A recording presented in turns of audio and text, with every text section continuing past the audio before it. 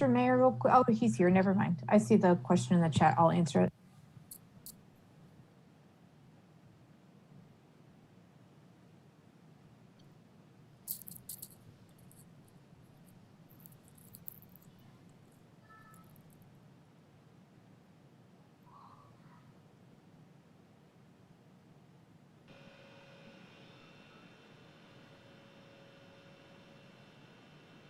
One minute to the broadcast. We are now streaming.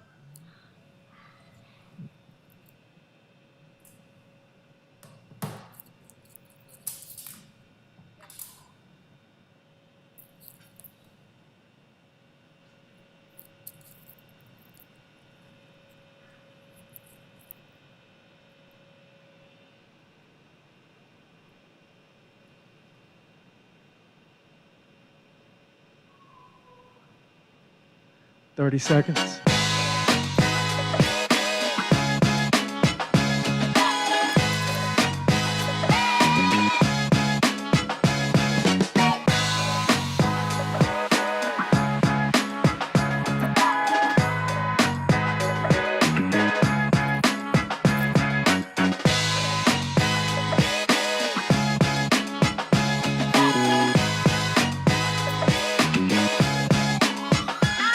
You're live. Recording in progress. Good evening. I want to call this meeting of the Durham City Council to order at 7 p.m. on Monday, October the 4th, 2021. And certainly want to welcome everyone here tonight, all my wonderful colleagues, our great city staff, and all of those who may be listening in any fashion that you may be listening and joining us today. We're very, very glad to have you with us.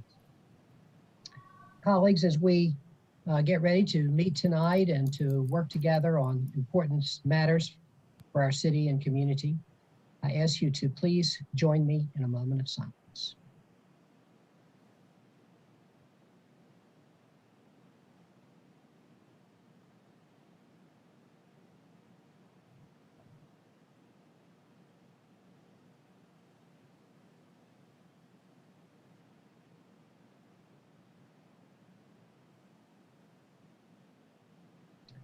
Thank you.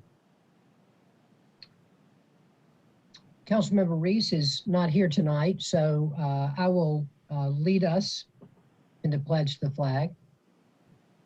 I pledge allegiance to the flag of the United States of America and to the republic for which it stands, one nation, under God, indivisible, with liberty and justice for all.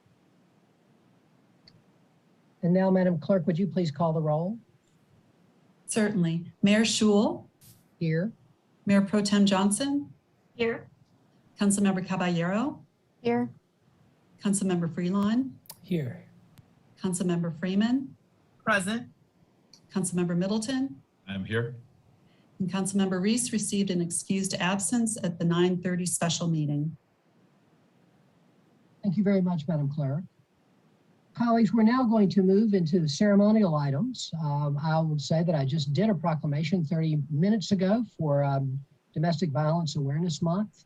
And tomorrow, you all know that I'm doing another proclamation. You all know we're in the Minority Economic Development Month, and that work is ongoing. And I want to thank all of our great folks from the city, Ms. Deborah Giles and her department, and all the folks there who are doing that work. But now we'll have three proclamations tonight, and I'm first going to call on Mayor Pro Tem Johnson for National Community Planning Month, and Sarah Young, our Director of City County Planning, is going to be receiving that proclamation. Mayor Pro Tem. Thank you, Mr. Mayor. Whereas change is constant and affects all cities, towns, suburbs, counties, urban and rural areas, and whereas community planning and plans can help manage this change in a way that creates opportunities for residents to build relationships with each other and provides better access for residents to the resources we all need to thrive. And whereas it is important to involve all Durham residents in making choices that determine the future quality of life in Durham, and it is paramount to ensure that equitable engagement uplifts those whose voices have not been heard due to structural and systemic racism and community planning. And whereas the full benefits of planning requires public officials and residents who understand, support, and demand excellence in planning and plan implementation. And whereas the month of October is designated as National Community Planning Month throughout the United States of America and its territories. And whereas the American Planning Association and its professional institute, the American Institute of Certified Planners, endorsed National Community Planning Month as an opportunity to highlight the contributions planning makes to the quality of our community and environment.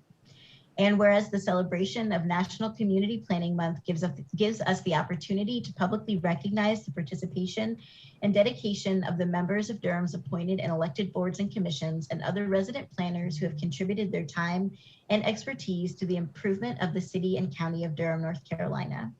And whereas we recognize the many valuable contributions made by both community residents with expertise from lived experience in this community and the planners of the Durham City County Planning Department with professional and technical expertise, and extend our heartfelt thanks to them for their continued commitment to public service.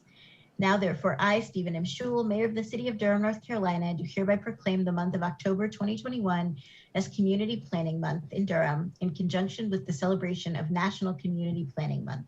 Witness my hand, this the 4th day of October 2021.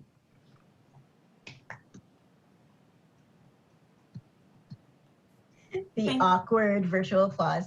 Thank you, everyone. Sarah, you can take it away. Sure. I just want to say a few very brief words. First of all, thank you for the proclamation tonight. I'm fortunate to have with me one of my great colleagues, Alexander Cahill, who's joined me on the screen. So it's not just me. But it goes without saying that, everyone in the community is affected by the environment around them, and thoughtful city and county planning plays a big role in preserving our history, protecting the environment, supporting economic growth, and most importantly, creating livable, sustainable neighborhoods for everyone. So for this reason, the American Planning Association celebrates the role that planning plays in creating great communities each October with National Community Planning Month.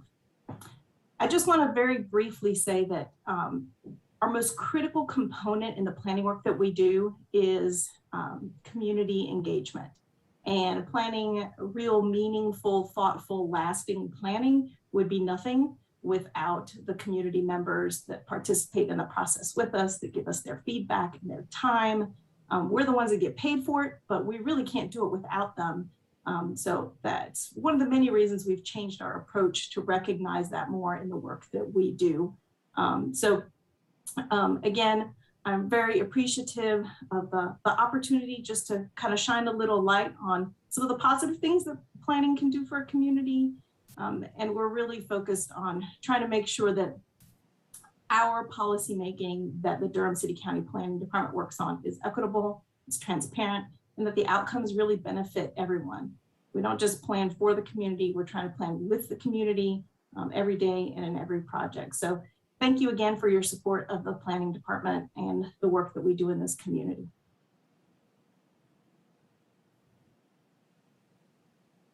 Ms. Young, thank you.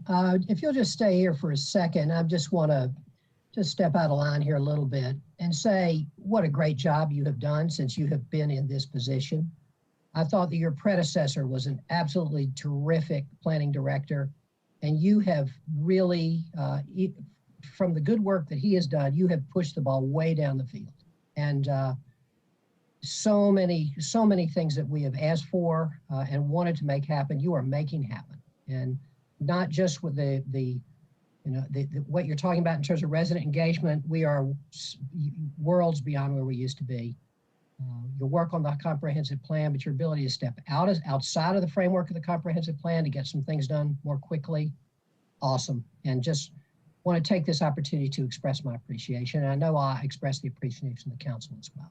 So thank you for your leadership. Thank you for those kind words, Mayor.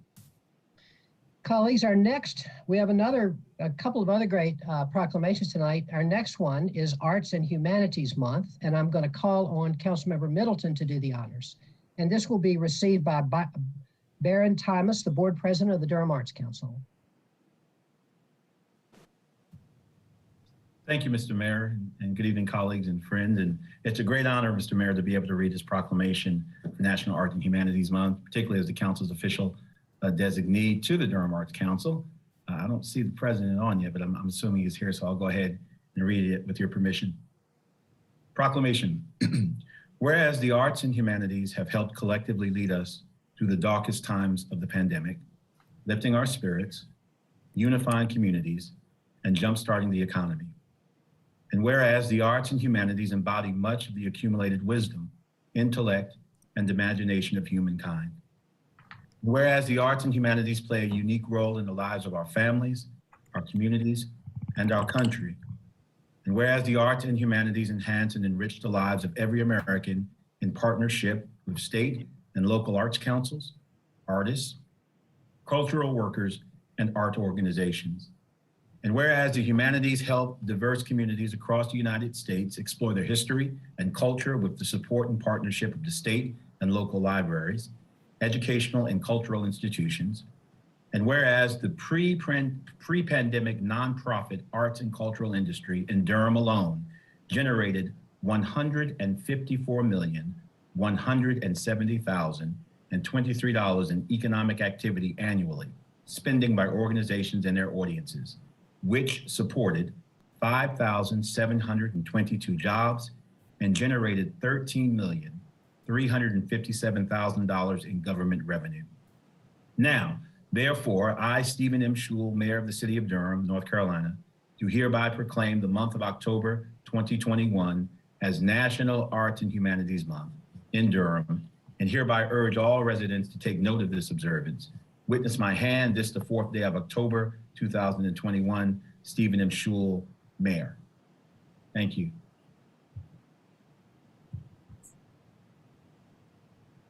I believe, Council Member, that Baron Thomas is now here to make a few remarks. All right. Thank you, Mr. Mayor, and thank you, Mr. Middleton. Good evening, everyone. I'm Baron Thomas, musician, music professor at North Carolina Central University, and president of the board of the Durham Arts Council. We've celebrated October as Arts and Humanities Month for many years, and this year our appreciation of and our belief in the profound value of arts and humanities is stronger than ever, despite the devastating impact of the COVID pandemic. We thank and celebrate Durham's artists, writers, arts organizations, creative businesses, filmmakers, and historic preservation agencies for their inventive tenacity to deliver virtual programs during the pandemic. These virtual programs over the past 18 months have inspired us, entertained us, and lifted our spirits. Yet we're just yearning, longing for the return of in-person experiences and programs of music, dance, theater, history, literature, and the visual arts. We're hungry to recapture the shared experiences of the arts and humanities that bring our community together to celebrate our common joys and understand our challenges. We want to share these experiences again with more than likes, posts, and tweets. The arts and cultural sector in Durham has been decimated by COVID, its cancellations and closures, and it's lost over $20 million in revenues. It's a challenging time, yet we know with your help and with community support, the arts and humanities will reemerge stronger than ever as a hallmark of Durham's creative spirit and vibrant community. So this month, as you enjoy Third Friday, a tour by Preservation Durham, or finally get to attend a performance at the Fruit, Motorco, or Haytie, consider what it took to bring you those opportunities. However you can, as participant, volunteer, donor, support the cultural workers and organizations who make the arts and humanities an experience, not just an abstraction. Their work can show us the Durham community that we champion, cherish, and fight for. Thank you very much.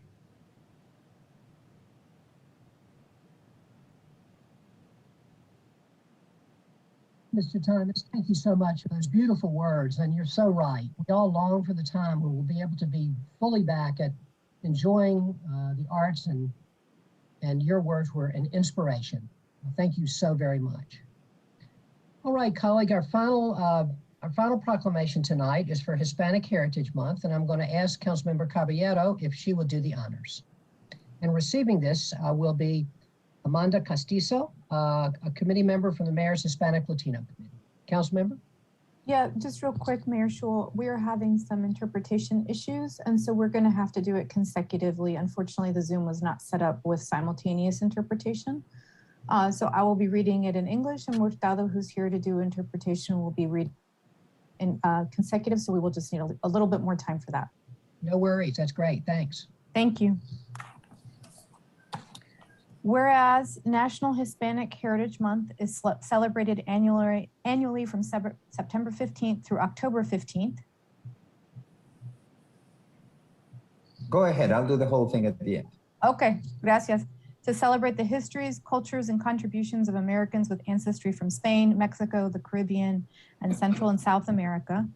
And whereas the 2021 National Hispanic Heritage Month theme is Esperanza, a celebration of Hispanic heritage and hope, which elevates the diverse stories of Hispanic, Latino, and Latinx people as a symbol of esperanza or hope. And whereas the city of Durham embraces all our neighbors of Hispanic, Latino, and Latinx heritage, regardless of documentation status, and recognizes their profound and positive influence in Durham.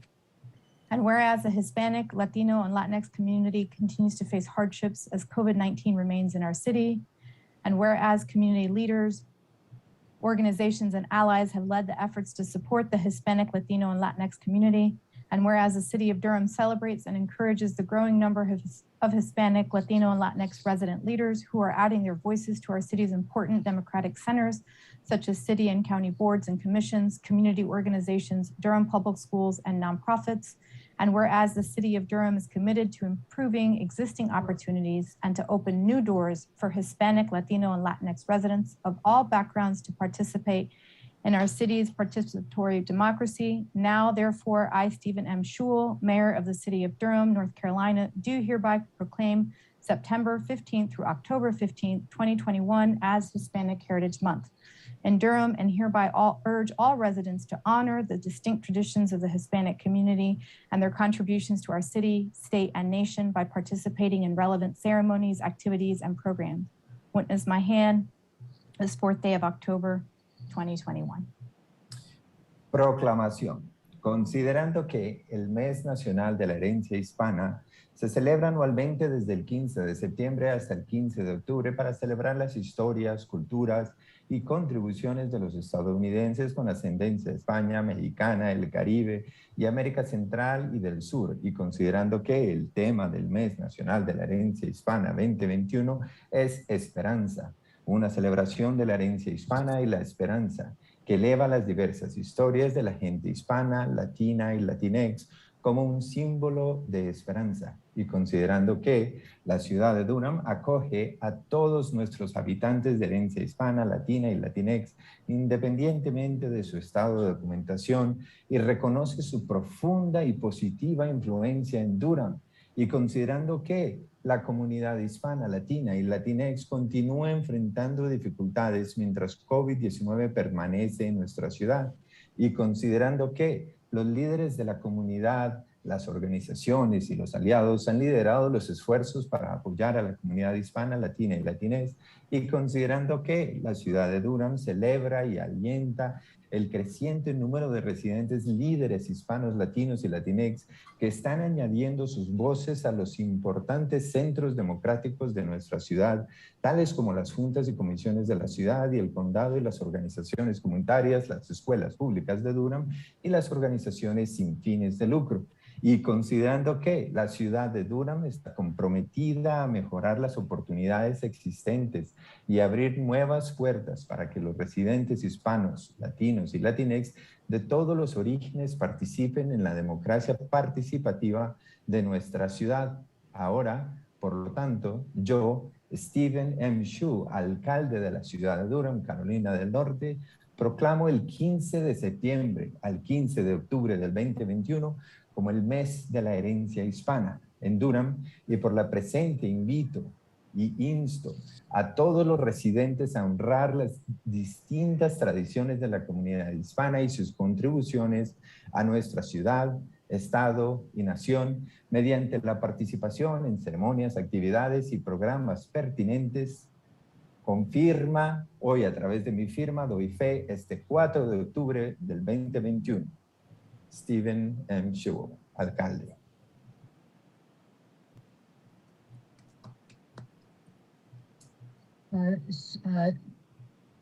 Señora Castizo, ¿está lista para hablar con nosotras? Sí, lista. Adelante. Ok, buenas tardes. Mi nombre es Amanda Castizo. Muchas gracias en nombre de toda la comunidad latina. Gracias por ser parte de esta linda ciudad de Durham. Somos una comunidad trabajadora conforme a nuestras posibilidades, ya que enfrentamos muchas barreras y dificultades en muchas cosas. Necesitamos seguir trabajando juntos con el apoyo de nuestros líderes de la ciudad para mejorar la educación, salud, vivienda, la igualdad, entre otras cosas, y resaltar nuestras culturas de cada individuo, sin importar de dónde viene, para que no se pierdan nuestras tradiciones. Muchas gracias. Y quiero añadir que nuestras vidas también importan. Gracias. So, good afternoon. My name is Amanda Castizo. Thank you very much on behalf of the entire Latinx community. Thank you for being part of this beautiful city of Durham. We are a hardworking community according to our possibilities as we face many barriers and difficulties in many different aspects and things. We need to continue working together with the support of our leaders to improve education, health, housing equality, among other things, and highlight our cultures of each individual, no matter where we come from, so that they never get lost. Thank you very much. And I want to add that our lives matter too. Thank you so much. Thank you to our interpreter. Thank you, council member, and thank you, Ms. Castizo. We really appreciate having you. All right, colleagues, after those great items, we'll now head to announcements by members of the council. Announcements, colleagues. Anyone? Councilmember Caballero and then Councilmember Middleton. I just wanted to take a moment of personal privilege and shout out my sister, Soledad Caballero, who released her first poetry book this month. It's called I Was a Bell. It is an incredible testament to our own family's legacy in this country. And I have extreme amount of pride that this book did launch during Hispanic Heritage Month. I might put it up here in a second just so y'all can see the cover. She was definitely the daughter of immigrants and had got her PhD in English literature by 28 and a full professor by 45, and has now gone into the world of poetry as well. So thank you. I just wanted to share that because I'm extremely proud of her. And I'll just say, since I've read many of the poems in the book now, that it is an absolutely wonderful book. And congratulations, council member, to your sister. And thank you for shouting her out. Councilmember Middleton. Thank you, Mr. Mayor, so much. And again, good evening, everyone, with a great night of proclamations. Firstly, if I kind of want to take up the standard that our friend Charlie would be carrying, if he were here tonight, I'm sure he would remind us that there's an election tomorrow. And we urge all Durham residents and citizens to come out and vote and exercise your right in this grand exercise of democracy. It's really important that you make your voice heard. I believe polls open at 6:30 a.m. until 7 p.m. or something like that. So get up early and get out and vote and let our voices be heard. Vox populi, vox Dei. The voice of the people is the voice of God. And that is what anchors our democracy. Secondly, I want to thank Councilmember Caballero for reading the proclamation for National Hispanic Heritage Month. So I want to keep faith also with the last paragraph. All of our proclamations urge citizens to honor the day and do things in recognition of it. And I want to keep faith with it tonight. I do want to say that the thick poetry and almost Shakespearean symbolism of having our first Latina member of the council read the proclamation, I don't think is lost on anyone. So that's a pretty significant thing. You know, sometimes in politics, we get caught up in the heat of the back and forth and sometimes don't take a moment to just kind of pause and reflect on some of the pregnant moments along this journey. And I just want to say how cool it is to be alive at this moment, to be able to serve on the council and be able to be a footnote in the history, to say that I served at the same time as our first Latina member. As a political person, as we observe Hispanic Heritage Month, I think back as a kid, and my dad and I used to watch Nightline together. And we developed this real great affinity for back then Congressman Henry Gonzalez. I was in San Antonio. I just had this weird so it wasn't weird, but this real affinity for him. And anytime you'd be on television, I'd say, Dad, there he goes again. And as a kid, I remember I was in Brooklyn, but I was really enamored with the Bronx Borough President, Herman Badillo, who ran for mayor in New York. And I couldn't understand why I couldn't be an intern in the Bronx when I was a kid in Brooklyn, and he had to save his slots for kids in the Bronx. But I remember just really being impressed and being led to a love of politics and activism, and how much those Hispanic bright lights played a role in my life. And then as I got older, of course, you couldn't have a serious conversation about liberation theology without reading Gutierrez. But I noticed how many of them were men in my life. But now as I am a little older now, I appreciate the diversity and the heroes that I'm able to add to my pantheon that have impacted me and continue to impact me as a participant in our public square. I think about people here like Alexander Valladares here in Durham, and Councilmember Caballero herself, and then Ricky Hurtado in the legislature. So the fact that you can name all the names, though, says that we've got a lot more work to do.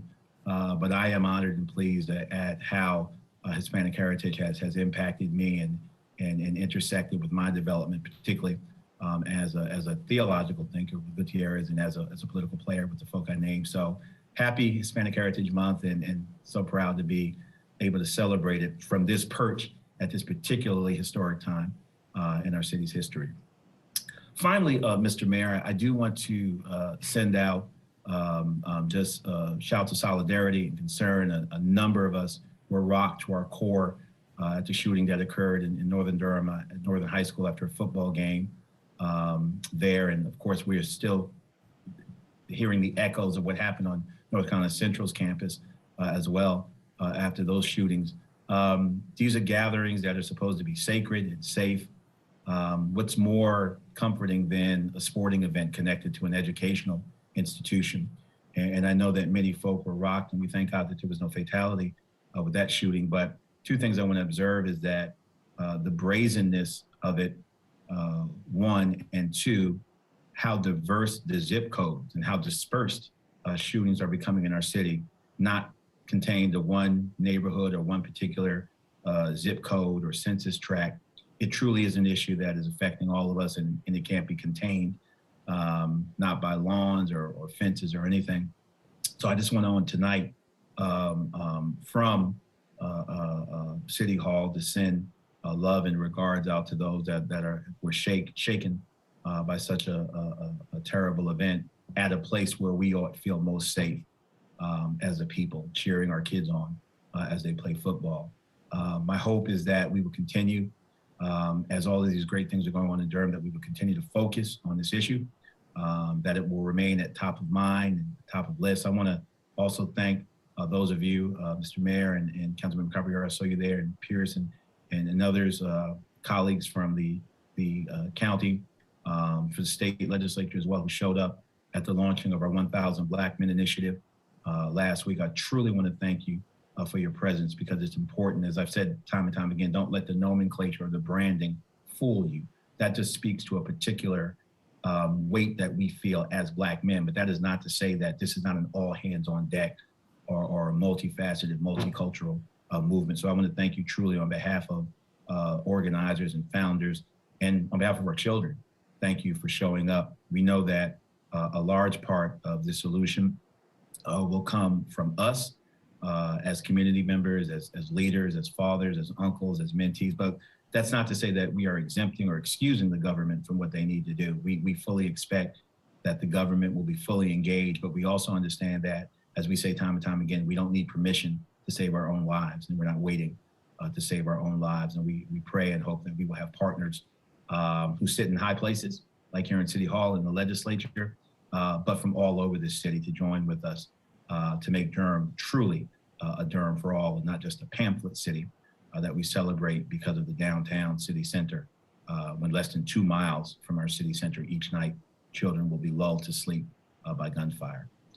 So thank you so much for joining with us, and we press forward knowing that ultimately we will get to victory because we will never, ever give up. God bless you. May God bless Durham. Thank you, Mr. Mayor. Thank you very, very much, Council Member, and it was great to be there. And thank you for your important leadership on that. That's really good work and very important. Councilmember Freelon. Thank you, Mr. Mayor, and thank you, Brother Middleton, for holding space, really important space for the city of Durham at that 1K Black Men gathering. It was really beautiful to see folks with so many different backgrounds and political persuasions come together in solidarity for our boys, and that was just a real moment of true leadership, so thank you for that. Mr. Mayor, I just wanted to give a quick shout out to our B campaign, Build, Elevate, Excel. Councilmember Middleton, Mayor Schul, and I are on a task force to get guaranteed income off the ground and fully launched here in Durham, and we are off to a great start. We've been raising money, but part of that campaign includes a goal to raise $38,000. To get $500 in the pockets of justice-involved folks every month as a part of our guaranteed income pilot, and Mayor Schul is going to be giving a $10,000 matching gift as a part of that. So he's very humble guy, but that is no small amount of coin. That's about half your salary right there, just for this. So I definitely want to thank you for that. I will also be making a contribution. It won't be 10K. I don't gotta like that, but I will be making a contribution. And I encourage you all, you can go to stepupdurham.org and let's do this together. Let's crowdsource this and make it happen. So thank you, Mr. Mayor. Just wanted to put that plug in there. Thank you, Council Member. I'm fortunate to be able to afford it. And I really appreciate you all, your work and Councilmember Middleton's work and all the council support for this. As you say, this is really important, and thank you for putting that forward. Any further announcements, colleagues? Councilmember Freeman. Thank you, and thank you to all my colleagues, definitely covering Hispanic Heritage Month and the recent shootings that have occurred, and of course the guaranteed income and elections. I think I just wanted to note appreciation for acknowledging the Indigenous Peoples Day, October 11th. And I know that the proclamation was shared with the tribal community, and I just wanted to just note it for this evening. And then I also wanted to note for October is actually Bullying Prevention Month. And I just wanted to uplift the LGBTQ Center and many folks out there who have been doing the work to try and encourage our youth to stop bullying one another. And so I just wanted to take a moment and just acknowledge that work. Thank you. Thank you very much, Council Member. Any further announcements? All right, colleagues, thank you all. We'll now move to priority items. And first, do we have any priority items from our city manager? Good evening, Mr. Mayor, Madam Mayor Pro Tem, and members of the Durham City Council. I do have a few priority items for you this evening. Agenda item number 15, which is the second quarter crime report. Pursuant to Council's request, additional information has been provided as attachment number 2, located under the priority items by the city manager, city attorney, and city clerk section of the agenda. Agenda item number 19, mandatory weekly COVID-19 testing, letter of agreement, title and motion were updated, and attachments 1 and 2 were added. And finally, agenda item number 21, resolution in support of safe and healthy housing. Supplemental item has been added. Thank you, Mr. Mayor and members of the City Council. Madam Manager, thank you so much for those priority items. Madam Attorney, welcome back from your legal eagling out of town on behalf of our city That's and, right. and of our country. We're really glad to have you back. And are there any priority items tonight? Thank you, Mr. Mayor. And it was great to see my colleagues from all over the country. Lots of great ideas were shared. So I look forward to sharing those with the members of council. Good to see you. Good to see you, Madam Mayor Pro Tem, and good to see the City Council. The City Attorney's Office does not have any priority items this evening. Thank you, Madam Attorney. Madam Clerk, any priority items tonight? Good evening, Mr. Mayor, Madam Mayor Pro Tem, and City Council members. The City Clerk's office has no priority items this evening. Thank you very much, Madam Clerk. Colleagues, we'll now turn to the consent agenda. The consent agenda consists of items that the council has previously worked on at work sessions, and it can be approved by a single vote of the council. Any member of the public or any member of the council can pull an item from the consent agenda. And if an item is pulled, it will be voted on at the end of the meeting. The consent agenda. Item 1, Durham Convention and Visitors Bureau, Discover Durham reappointment. Item 3, City Council salary adjustments. Item 4, interlocal agreement with the Durham Public Schools Board of Education to support the Promoting Academic Learning Program, PAL. Item 6, Professional Engineering Services Contract for the Hazen and Sawyer PC Tier Quarry Raw Water Storage and Pumping Facilities Project. Item 7, August 2021 bid report. Item 8, Cooperative Group Purchase Contract for Sutphen Heavy Duty Fully Customized Pumpers for the Durham Fire Department. Item 9, Interlocal Agreement for Fire and Emergency Medical Services EMS Station. Amend the 2021-22 Capital Improvement Program and amend the Design Build Contract for Fire and EMS Station 18. Item 10, Proposal to create a City of Durham Poet Laureate Program. I'm going to pull that item. A member of the public would like to speak on it. Item 11, Durham City County Immigrant Refugee Affairs Interlocal Agreement. Item 12, Biotech Training Grant. Item 13, Emergency Watershed Protection EWP Professional Services Stream Bank Stabilization. EWP 2020-01 Amendment Number 1. Item 19, Mandatory Weekly COVID-19 Testing Letter of Agreement. I'm also going to pull this item as a member of the public would like to speak on that as well. Item 20, Interlocal Agreement for Joint Funding for the Low Income Homeowners Relief Program, LIHRP. And those are the items on the consent agenda. So with the exception of items 10 and items 19, I will ask that we have a motion to approve the consent agenda. So moved. Moved by Councilmember Freeman. Is there a second? Second. Second by Mayor Pro Tem Johnson, that we approve the consent agenda. Madam Clerk, will you please call the roll? Mayor Schul, Aye. Mayor Pro Tem Johnson, Aye. Councilmember Caballero, Aye. Councilmember Freelon, Aye. Councilmember Freeman, Aye. Councilmember Middleton, I vote aye. and that's all.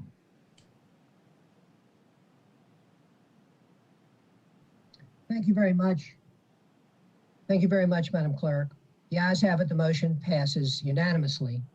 We'll now move to our general business agenda, public hearings, item 16, Consolidated Annexation, Courtyards at Doc Nichols. Good evening, Mayor Schul, Madam Mayor Pro Tem Johnson, honorable council members. I'm Alexander Cahill with the Planning Department. I'm happy to be here with you tonight. I do want to first state for the record that all Planning Department hearing items have been advertised and noticed in accordance with state and local law, and that affidavits of these notices are on file in the Planning Department. Planning received a request for a utility extension agreement, a voluntary annexation, and initial zoning map change from Jason Coffey of Epcon Communities. This is for 3 parcels of land totaling around 75 acres and located in the southwest quadrant of the intersection of Kennard Road and Doc Nichols Road. This annexation petition is for a contiguous expansion of the existing corporate city limits, which you can see in the annexation overview map in attachment 2.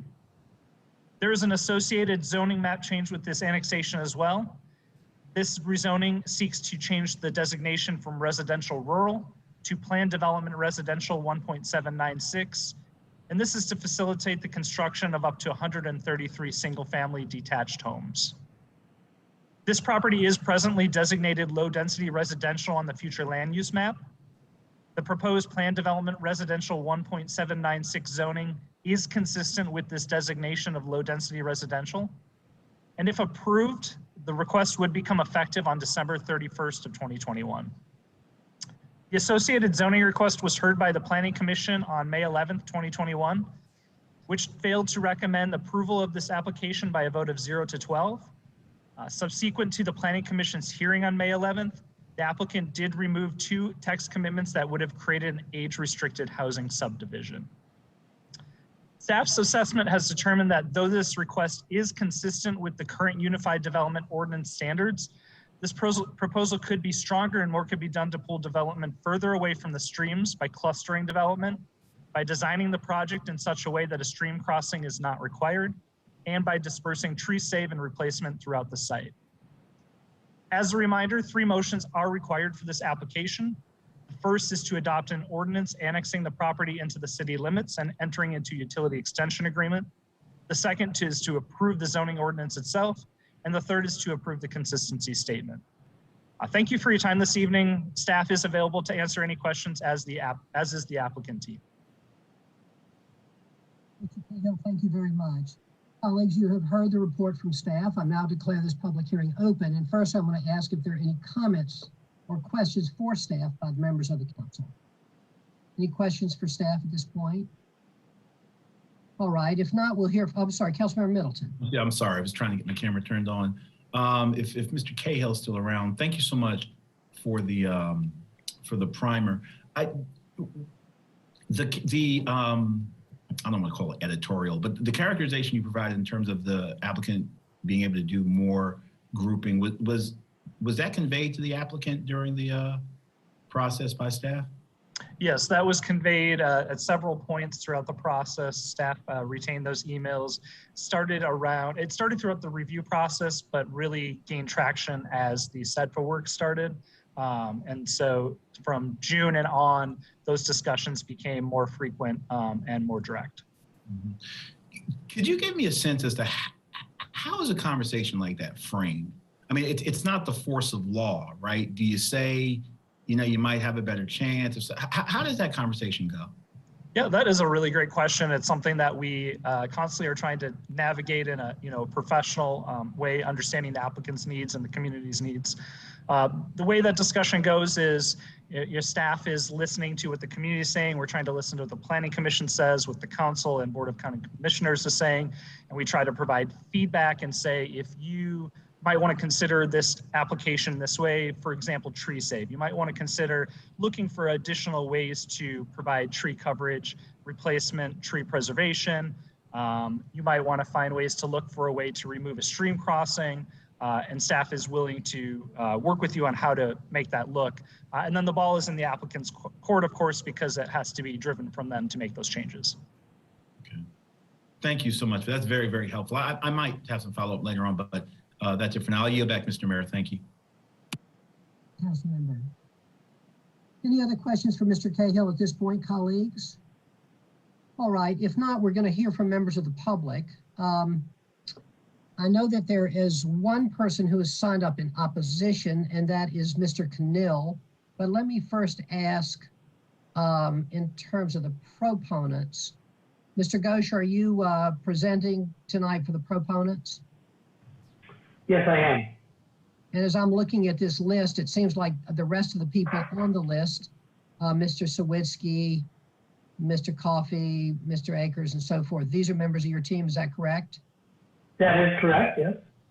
So will you be speaking for the entire team, or will it be the other people speaking as well? Well, I'll be speaking for our team, yeah. I don't know the full list of who's registered as a proponent, but the names you mentioned are on the team, yeah. Okay, good. The other members are that I see are Laura Holloman. Yes. And I think that's it. Yeah. Okay. Yeah. Then those are folks on our team. Yeah. All right. Mr. Ghosh, approximately how long will you need? So a little bit longer this time. I'm saying maybe 10 to 12 minutes. That's fine. A brief presentation. Yeah, that's fine. And then after that, we will hear from Mr. Cannell. Thank you so much. Go ahead, Mr. Ghosh. Thank you, and good evening, Mayor Schul, Mayor Pro Tem Johnson, and members of the City Council. My name is Bill Ghosh. I am an attorney with the Morningstar Law Group at 112 West Main Street in Durham. I'm representing EPCON Communities tonight for this rezoning and annexation request. As you've mentioned, we do have a number of folks on the call tonight who have been working on this project. Laura Holloman, Ryan Akers from McAdams, I think Jason Coffey, Tom Sawitsky, they are from EPCON. I want to, first of all, thank Mr. Cahill for the presentation and also for working with us through this process. We do have a presentation tonight, so I will ask him to pull that up. As he is pulling that up, I want to take a minute to talk about EPCON because they have been in front of council a few times, but they actually are not that large. They are a niche builder building about 100 homes a year in this area. They look for project sites that are suitable for what they build. I think it is fair to characterize EPCON as an age-targeted builder, but really their homes are suitable for anyone who would rather not navigate stairs on a daily basis, be they mobility challenged, wheelchair bound, elderly, or just have achy joints from life. They have done very well in their other Durham communities because this type of housing is needed. Durham has a growing population, and that includes a growing elderly population and an aging population. The innovation in EPCON's home design lies in prioritizing the side yard rather than the front or backyard. This allows EPCON to provide ranch-style homes in a more efficient layout than a traditional ranch-style home. It also is where the Courtyards name derives because their homes typically feature private outdoor courtyards on the side yard. It also is important to understand what EPCON is not. EPCON does not build high-density communities that are attainable for everyone. Because of this, EPCON targets sites that ought not be developed in high densities, whether because of existing development patterns, environmental constraints, or lack of infrastructure. EPCON aims to contribute positively to Durham's housing supply without taking up prime real estate that might be better suited for intense or dense development. And this site is no exception. Next slide, please. If you have been out to the site, the topographical challenges are pretty clear. This site also has 3 stream fingers which cut the property into segments. It is a challenging property, which exactly is why the environmental impacts of its development cannot be overlooked. The responsible development of this site for anything will require clear cutting and earthwork in order to engineer the site with stormwater and runoff infrastructure that will protect the riparian features. More density or more impervious on the site will make it extremely difficult to protect those features appropriately. This is why the development plan commits to a cap of 24% on impervious and why the stated density is quite low. Another reason the stated density is low is because the development plan commits to a significant amount of tree save. At the time of planning commission, we were at 29.62% tree save, but we are upping that to 33% based on their feedback. On this property, 33% tree save is nearly 25 acres of tree preservation, not replanting, but preservation of existing tree stands. If you take that acreage out of the density calculation, obviously the density would go up. But the fact that it is included in there is important. Next slide, please.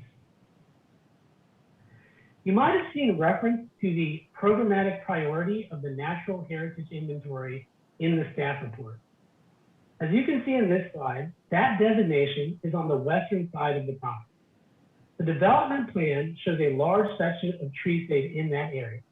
As staff has indicated, this development plan complies with the Natural Heritage Inventory program. Next slide, please. Now, I have to dispute one thing in the staff report. The staff report indicates that the plan does not meet the intent of the Eastern Durham Open Space Plan because the building and parking envelope is not outside of the open space plan designated areas and not outside the stream buffer. On this slide, we have outlined the subject property on a map from the Eastern Durham Open Space Plan. As best we can tell, the property does not have any open space area designation from the Eastern Durham Open Space Plan. Moreover, The building and parking envelope on the development plan are designated outside the riparian buffer. We believe our development plan is consistent with the Eastern Durham Open Space Plan. That having been said, we recognize that open space is an important aspect to quality of life. There is an existing commitment on the development plan related to open space, and we want to modify it slightly as indicated in the slide. Stating the change more simply, this community will have at least 3 separate active open space amenities, each one being at least a ½ acre in size. EPCON is trying to create a nice place to live, which also is respectful of the environment. In that regard, we are adding another commitment related to the amenity. EPCON is committing to a solar photovoltaic system of at least 4 kilowatts as part of the main amenity structure. This is paired with a commitment to providing solar conduit in every home to facilitate the future installation of rooftop solar. EPCON has tried this out elsewhere with some success. Basically, the solar system on the clubhouse also will serve as kind of a showroom for potential new buyers. In addition to meeting with EPCON's team, new home buyers will have a consultation with a solar provider to explore whether there is a solar solution that will work for the home as part of the construction. Where EPCON has tried this out, they have seen about 5% of new home buyers choose to install solar at initial construction. A handful more actually choose to install it later in order to take advantage of tax incentives or other cost savings programs. The beauty is that even for buyers who are not interested in it initially, providing the solar conduit in every home makes it a lot easier to add solar later, even for the next buyer if the original buyer never installs it. EPCON is invested in Durham and wants to help our city be a better place. They build housing that caters primarily to those with mobility challenges, whether they are wheelchair bound or simply cannot navigate stairs daily. This type of housing is needed in Durham, but EPCON understands that its homes are not attainable for everyone. EPCON is not the answer to affordable housing in Durham, but it does want to be part of the solution. And to that end, we are committing to making a one-time payment to the Affordable Housing Fund of $120,000. Next slide, please. This last slide gives a rundown of the new commitments on the development plan. The project is not drastically different than what the Planning Commission voted on, but it is responsive to feedback we received since then. I think it's worth noting that the Planning Department's recommendation in the staff report from Planning Commission was that the site or that the development plan was consistent or is consistent with the comprehensive plan. This project focuses on sensible development on an environmentally constrained piece of property. The strong environmental commitments, like the cap on impervious and the significant tree save, demonstrate why what EPCON builds is a great fit for this site. I have doubt that materially more density can be achieved on this site with the same level of environmental protection. I recognize that this is a lot to digest. I want to thank you for your time and consideration tonight. We will appreciate the opportunity to respond to feedback and questions from you all and from other speakers, and our team is available for that purpose. Thank you again. Mr. Ghosh, thank you very much. And now we will hear from Mr. Cannell. Mr. Cannell, are you available to be heard? I am. Good to have you with us. Go ahead, sir. Thank you. I must first apologize. I'm so used to opposing these developments that I actually marked the wrong box when I signed up. I live in an EPCON community at the Courtyards of Andrews Chapel, which is pretty close to where this one will be built, if approved. I support this annexation with a corresponding proffer request. And here's the reasons that I support it. This development will have homes that are going to approach, if not exceed $700,000, which will bring in anywhere from $8,000 to $10,000 annually in property taxes per unit for the county and city to use as they please. 130 homes for active adults, and age targeted is only slightly different than age restricted and who ends up actually moving there. These adults will require a whole lot less infrastructure in transportation, roads, schools, et cetera, than another 300,000 townhouse unit development. The planning department's future land use plan has already decided this area of Southeast Durham should continue to be built out as it is, while the northern area of Southeast Durham should be the area in the future where mixed use, more density, et cetera, should be the guiding principles. In fact, even to the point of not allowing single family developments there at all. But we're not ready for that, so they put that into the next phase. This is an admission of reality out here.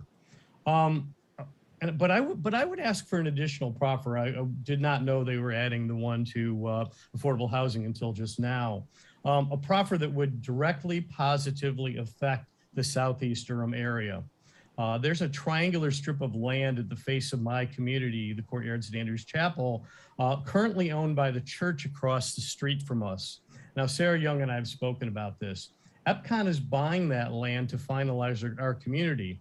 And the proffer would be to fill in the sidewalk gaps and complete the swale area along Andrews Chapel Andrews Chapel Road in front of where Courtyards is.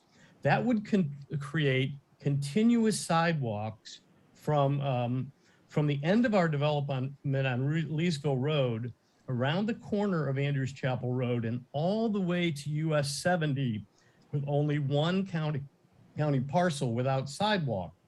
Council continually talks about walkability. That would certainly add to that in this area. It would be great to see this type of a proffer for the area in which the community is being built. Thank you. Thank you very much, sir. We appreciate you being with us tonight. All right, this is a public hearing item. Is there anyone else present who would like to be heard on this item? Anyone else present who would like to be heard on this item? All right, colleagues, now we'll ask if there are any questions or for the applicant or anyone who's spoken here tonight. Any questions or comments at this point, colleagues? Councilmember Freeman and then Mayor Pro Tem. Thank you, Mr. Mayor. I just wanted to follow up on that proffer request and see if the applicant wanted to speak to that corner or that triangle area. Thank you, Councilmember. Mr. Ghosh? Yes, thank you for the question. So just so everyone is familiar, so I did speak with Mr. Nill earlier today about this, about his concern about the gap in the sidewalk. This is not on this development. The gap in the sidewalk he's referring to is along Andrews Chapel near Leesville Road, about a mile and a third from the Doc Nichols site as the crow flies. EPCON did build that community. There is an odd triangular piece of property on the, I'm going to call it the west side of Andrews Chapel. It appears to be kind of a corner of a previous parcel that was cut off by Andrews Chapel right of way. And so there's kind of a leftover piece that is actually owned by the church that is on the east side of Andrews Chapel. So at the time the community was developed, the EPCON obviously didn't have control of a section, that triangular section. And so the site plan and development plan for that matter never contemplated sidewalk going across that because it wasn't part of the development. EPCON has heard about this concern, and in fact, as Mr. Nill mentioned, has been working to acquire that piece of property to, as Mr. Nill characterized, is completely accurate, to complete the neighborhood. Essentially, EPCON wants to acquire that triangular piece of property, incorporate it into the existing common open area before they deed the property over, or as they deed the property over to the HOA. You know, they want to make sure to do the work to acquire that. The consideration of sidewalk is a little trickier than just installing sidewalk, because There is, I'm going to characterize it as a stream crossing. I don't know if that's quite accurate, but there is certainly stormwater infrastructure along, well, which allows water to pass under Andrews Chapel onto the EPCON property and beyond. And it's unclear whether NCDOT would allow for sidewalk to be in that area. We did suggest an alternate route for sidewalk and are exploring whether the community would be in support of that. It would be hard for me to explain what that alternate route is, but understand that it would provide a continuous sidewalk from the corner at Legal Andrews Chapel all the way down Andrews Chapel. It just wouldn't cross that ravine or stream area along the edge of the right-of-way of Andrews Chapel, kind of come back up onto the, kind of turn back into the EPCON community somewhat, and avoid crossing that stream. So, it's something that EPCON is certainly trying to address and looking into. I will say I'm not sure that that kind of thing would be an appropriate consideration for a project that's over a mile away, but EPCON has not turned a blind eye to it, and in fact is working actively to address it, and also wants to understand if with the community, whether an alternate route might be a good fix or a good fit for this to complete that gap in the sidewalk. Thank you, I appreciate that. I'm thinking that if EPCON is interested and I guess applying funds towards infrastructure that would be put in place, that an actual equity fund could be, that those funds could be applied to, would be helpful. And so I wanted to ask staff if that was possible. Acknowledging that we're talking about an equity and infrastructure bond coming in the next year, being able to allot some funds from this development to go towards that sidewalk. So I can answer that if that's all right. The planning department does not have a mechanism to receive funds for that type of thing. We do have in the ordinance a couple of different payment in lieu programs, but those are very specific and they're called out in ordinance as to how they function. So the only type of proffers other than using those by right payment in lieu programs are the proffers to the school system and proffers to the dedicated housing fund that can be accepted as part of a rezoning. I think it's also important to remember that in the world of land use, things have to be related to the project so that we stay on the right side of the law. So I just wanted to say that I think this, while it's very important to finish that sidewalk connection for that other development, I don't think it's really appropriate to tie that to this rezoning. Thank you. And to be clear, I wasn't tying it to it. I just wanted to ask the question if it was possible. So. Thank you, Councilmember. Councilmember, any other questions at this time? I just had some comments, but I know Mayor Pro Tem Johnson has some questions. Okay, go ahead, Mayor Pro Tem.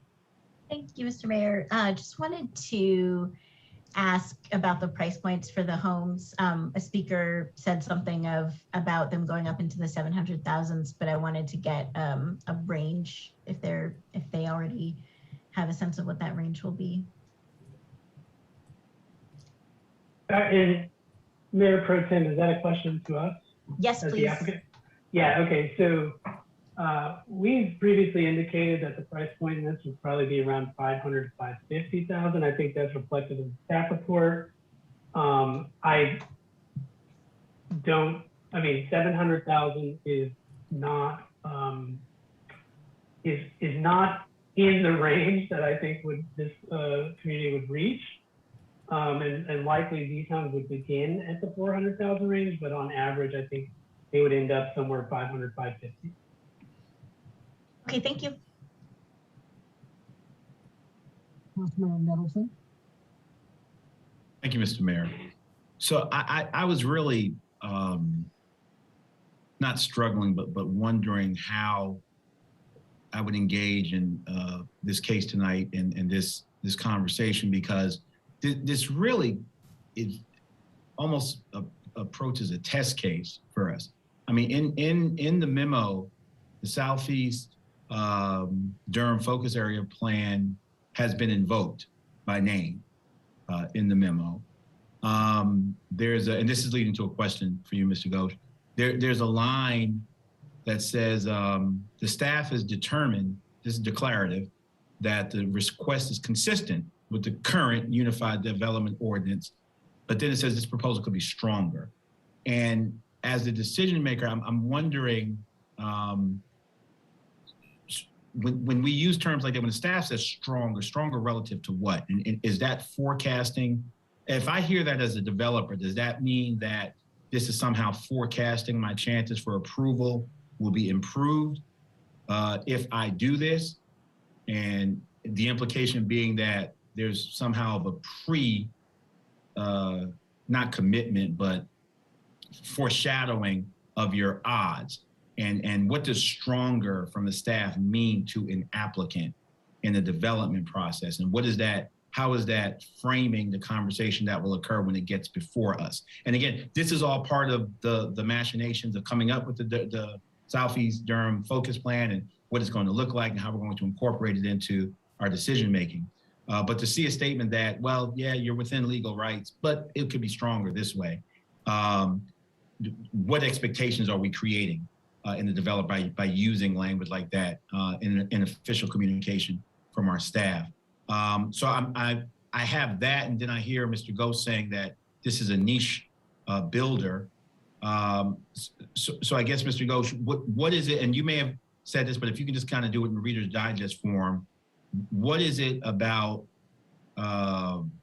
this particular project that precludes it from doing the things, and this isn't artful, doing the things that the staff said would make it quote unquote stronger? If you don't mind, kind of in the bullet points, kind of just addressing that. Sure, thank you for the question. Let me start first by saying that, and I think City Council is fully aware of this and recognizes that this is happening. But, you know, just for example, this case was filed about 14 months ago. When it was filed, the Southeast Durham Focus Area Plan, I don't even believe pen was put to paper. There certainly wasn't a draft available. In fact, the Southeast Durham Focus Area Plan was not mentioned in the staff report for this very item when it went to Planning Commission in May.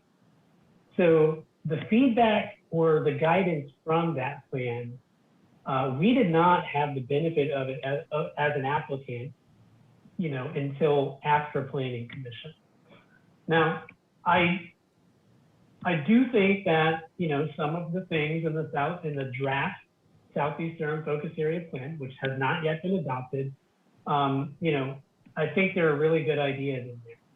And I will say staff has, you know, given us a heads up, kind of that, hey, these are draft policies. You might want to consider how you could incorporate them. And I'm happy to say that FCON on this project has incorporated a few of them. I think to say that a project could be better or could be stronger, I think you can say that about every project, and even the ones which have been approved previously. And I'm not disputing that the project, there's a possibility that it could be stronger. However, some of the things that are contained in the Southeast Durham Focus Area Plan are things that are already incorporated in this plan. And we've also increased our tree save, you know, which is on the one hand responsive to Planning Commission, but on the other also in line with the Southeast Durham Focus Area Plan. The idea that the community proposed is not clustered, you know, I would take issue with that because the site as it is naturally sets up for cluster style development. There are 3 fingers of stream. In order to develop this property, we are proposing to cluster the development between those areas while protecting the riparian buffers. The tree save, I think, is also an important aspect of that. I would consider this to be a clustered style development. I recognize that the professional planning staff, who I respect and appreciate, disagree with that or have disagreed with that in the staff report, understand that that feedback wasn't available to us until after Planning Commission. The way this process is set up, it is difficult for us to pivot based on new feedback following Planning Commission. We did, I hope you recognize, take a hard look at what we could do on this plan to make it better based on feedback we received both from the Planning Commission and from the Southeast Durham Focus Area Plan and from other sources. And I think we have done a really good job at trying to, teach an old dog new tricks, so to speak, because, there's just new guidance out there that we really weren't considering when we filed this case over 14 months ago. So I'm hoping that we've done a good job on this in your eyes. And I believe we have. I mean, this is a strong project with a lot of environmental commitments that I think make the project very good and an important one for this particular piece of property. Thank you for that. Yeah, as I've considered all of the topographical elements of this particular piece of land and looked at where the streams are, this doesn't seem like, at least in my experience, a candidate for a whole bunch of apartments or a bunch of townhomes, which is probably why the staff said it was consistent with the current UDO standards. I do want to ask Mr. Cahill, if you're still on. So given what Mr. Ghosh just said, how is his iteration or characterization of clustered, how does it fall short from what staff was thinking when y'all told the applicant to cluster? Yeah, that's a great question, and I think his characterization of the process and how it's been implemented is spot on, and how they've received feedback. This is a tough site in the fact that it does have 3 streams coming through it. One of them, the building and parking envelope is pulled back from the streams, and as the staff report says, the ordinance requires that is the bare minimum. But when you look at the site, we have a northern portion with 2 streams, and if you're okay, I'm going to share my screen so I'm not talking in a void. When we look at the northern portion of the site, there are 2 streams, but there's a way to pull the envelope so you can build around it without crossing it. But when you look at the southern portion, there's a stream crossing required. Staff does understand that it's tough to build on some of these sites, and the applicants are doing the best they can to try to navigate that process. There's ways to maybe cluster it on the northern side with maybe a little more density and not create a stream crossing on the southern part. That being said, Mr. Ghosh and their team did provide some new proffers that you heard tonight that do start to meet some of the things that we were asking for in planning. Does that answer your question? It does, and it's helpful. Thank you so much for that, Mr. Gale. I got a couple more questions, but I'll yield to my colleagues now, Mr. Mayor, and listen some more. Thank you. Thank you, Council Member. Other questions at this time or comments, colleagues? I have one question for Mr. Cahill. Mr. Cahill, the similar question to what Councilmember Middleton was just asking.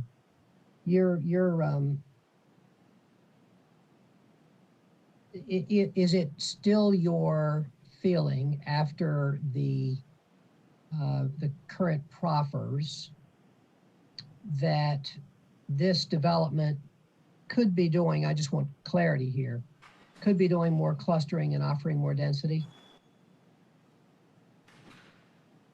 Yes, so let me try to tackle that. Yes and no.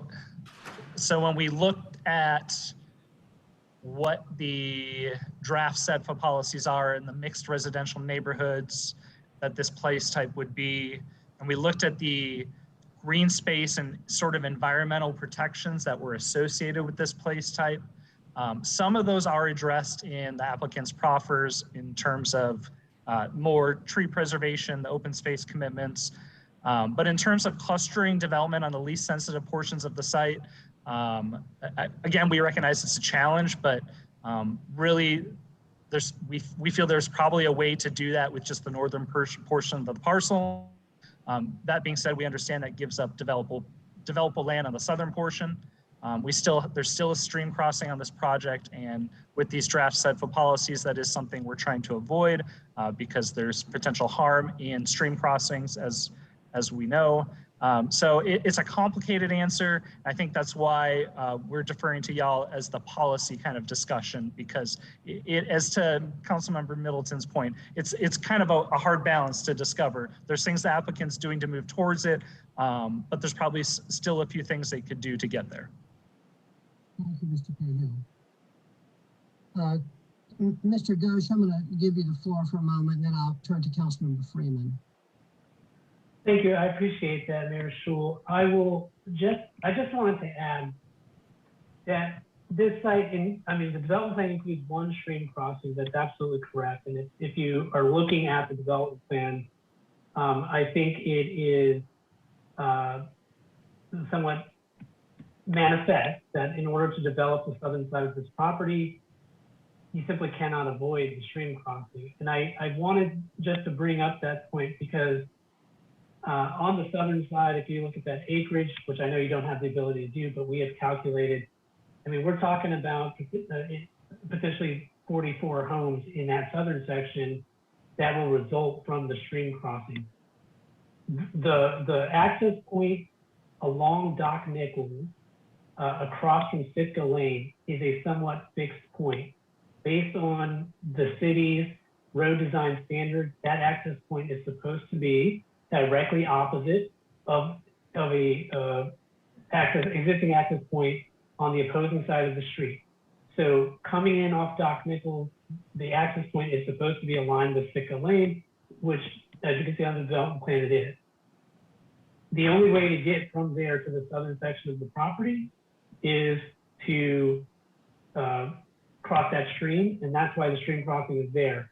I have been in front of this council previously on other projects where we have determined, as an applicant team, we've determined that the stream crossing isn't worth it based on the few additional homes that would result. The environmental impacts aren't worth it. In this case, we're talking about potentially 44 homes in that southern section that would be eliminated if we eliminated that stream crossing.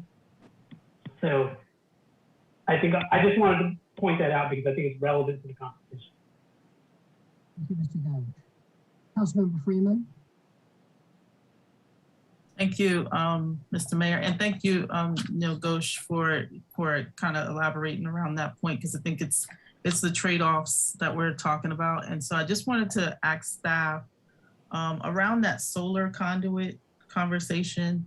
Is there a way for us to track that, like whether it's happening or not? Like how are we, I guess, internally making sure that that's happening? Yeah, so we build in that there is a mechanism for at the time of certificate of occupancy, and we are requiring that the applicant submit a certification that the conduit has been installed. Through our review process, we'll be able to look at that and look at those certificates and ensure they were received as part of the project. And then, of course, our excellent building and inspections department does a great job inspecting things and ensuring that they're in compliance. But for that redundancy to be built in, we are asking for that certificate to be provided for each lot before the certificate of occupancy is provided. And just from my own knowledge, has this been something that we've done previously with a development plan? Because I don't recall it in the 7 years I've been involved with planning and zoning cases. I wanted to say, I feel like this is the first time, but I want to be clear in saying, if it is the first time, I really want to appreciate the developer for at least taking a stab at trying to figure out some additional efficiencies that could be put in place in order to get the 44 homes developed. I also want to note that I appreciate the 10-foot setbacks around the streams, acknowledging that those buffers, I think as I'm looking at their development plan, it makes sense. There's enough in this specific project, acknowledging that it's rural development and we're moving to PDR and this site is already owned and they're the commitments are in place around what will be in and what will be there. I just wanted to ask Mr. Ghosh if there's a plan to maximize, I guess, south-facing roofing so that there's more of an opportunity for solar to be put into place on these houses. Like if you've done that, if there's something you could share so that other developers also are aware. Okay, thank you for the question, Councilmember Freeman. Let me first respond by saying, to my knowledge, this is the first time a commitment like this has been offered on a Durham development plan. Certainly the first time I've been a part of a project for it. I will say that it was you actually on a previous EPCON project that mentioned that it would be nice to see more of a focus on alternate energy, solar specifically. And so this is something that EPCON has had in mind since then. That having been said, EPCON is not a solar provider. And so that is why they bring in a separate solar consultant to meet with the new home buyers. I cannot say that this site or this development plan specifically focuses on southern facing rooftops, but that's exactly why a solar consultant is utilized. So we can figure out at the time of the purchase and decision to build, if there is a lot of the ones that are available that kind of lends itself to better solar exposure. And if there is a solar, solution for that particular home. It is something that EPCON hopes to build more experience on. As I said, they've tried this out in a limited circumstance and have seen success and are excited to kind of expand that program and see if they can get more solar rooftops. Thank you. I just want to make sure that if it's possible, if we could connect, because I'd love to get some students that could white paper or do the white papers around it if possible. And then also, I just wanted to note that I appreciate the age targeted and the 33% increase, the increase of 33% for tree safe. Just acknowledging that this is a really sensitive area, and I'm not like with all the clear cutting that you're talking about. I want to be mindful that it's only 2 acres. We're not talking about 70 acres or 80 acres of clear cutting. And so I really do appreciate all of the commitments and the actual time put into to being really responsible with this development site. So I do appreciate what you've done, and I do look forward to supporting it. Thank you. Councilmember Caballero. Yeah, I just had some questions for clarification on the solar, just so that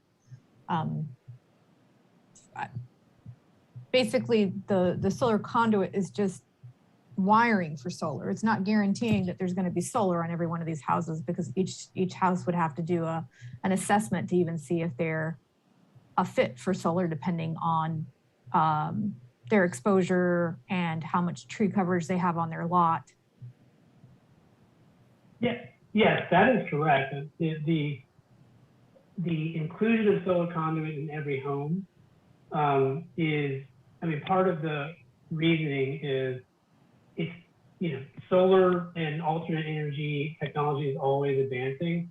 Right now, we know that, with the current solar technology, obviously your home is more of a candidate the more sun exposure you have. However, in the future, there may be other ways to provide a solar system on a home that doesn't have a lot of solar exposure that is still cost effective or somehow beneficial. So we don't want to preclude that. So by putting the solar conduit with the initial install, it just makes it a lot easier for someone to make the decision to install solar. An install of, once the solar conduit is in, the install of the system or the expense associated with it is basically buying the system and getting someone to go up on the roof and install it. There wouldn't be extensive work on the interior of the home, which is great because that makes it a lot easier of a decision for people who maybe aren't ready for it at the beginning or not even interested, and then later become interested in it. It makes it a lot easier for them to make the jump to add solar to the home if there is an option that works for them. But you're correct. It's essentially running the solar, the wiring through conduit, through the roof to the main breaker for the house in every house, whether or not it is used. That way it's provided there, and if they ever do a solar install, there won't be any kind of roof penetration or extensive work required. Yeah, I just wanted to make sure that folks weren't anticipating that there was going to be 133 homes with solar panels on it, that's not what's being proffered. What's being proffered is the ability to do so if the home actually fits the criteria and that you've wired for it. So it makes it an easier potential, but not a guarantee. Oh, that's accurate. Yes, that's accurate. Thank you. Ms. Young? Ms. Young, yeah. I just wanted to clarify the commitment, I think is written, mentions conduit, but I don't believe it mentions the wiring. So I would like the applicant to clarify, and if needed, to adjust that wording to properly capture what they're talking about. Because conduit could just be empty conduit that then the photovoltaic installer would fish the cable through. So I would like that clarified. Oh, that's actually a fair point. Let me make sure I check with our team on that. And I also did want to mention just there is a commitment also to have a solar PV photovoltaic system installed on the clubhouse amenity. So let me make sure that I have described the conduit, the intent with the conduit on every home appropriately, and I will get back to you. Thank you, Mr. Gose. Thank you, Ms. Young. Mr. Cahill, the applicant discussed the staff's concerns about how this project might comport with the East Durham Open Space Plan and added some proffers. Could you comment on that?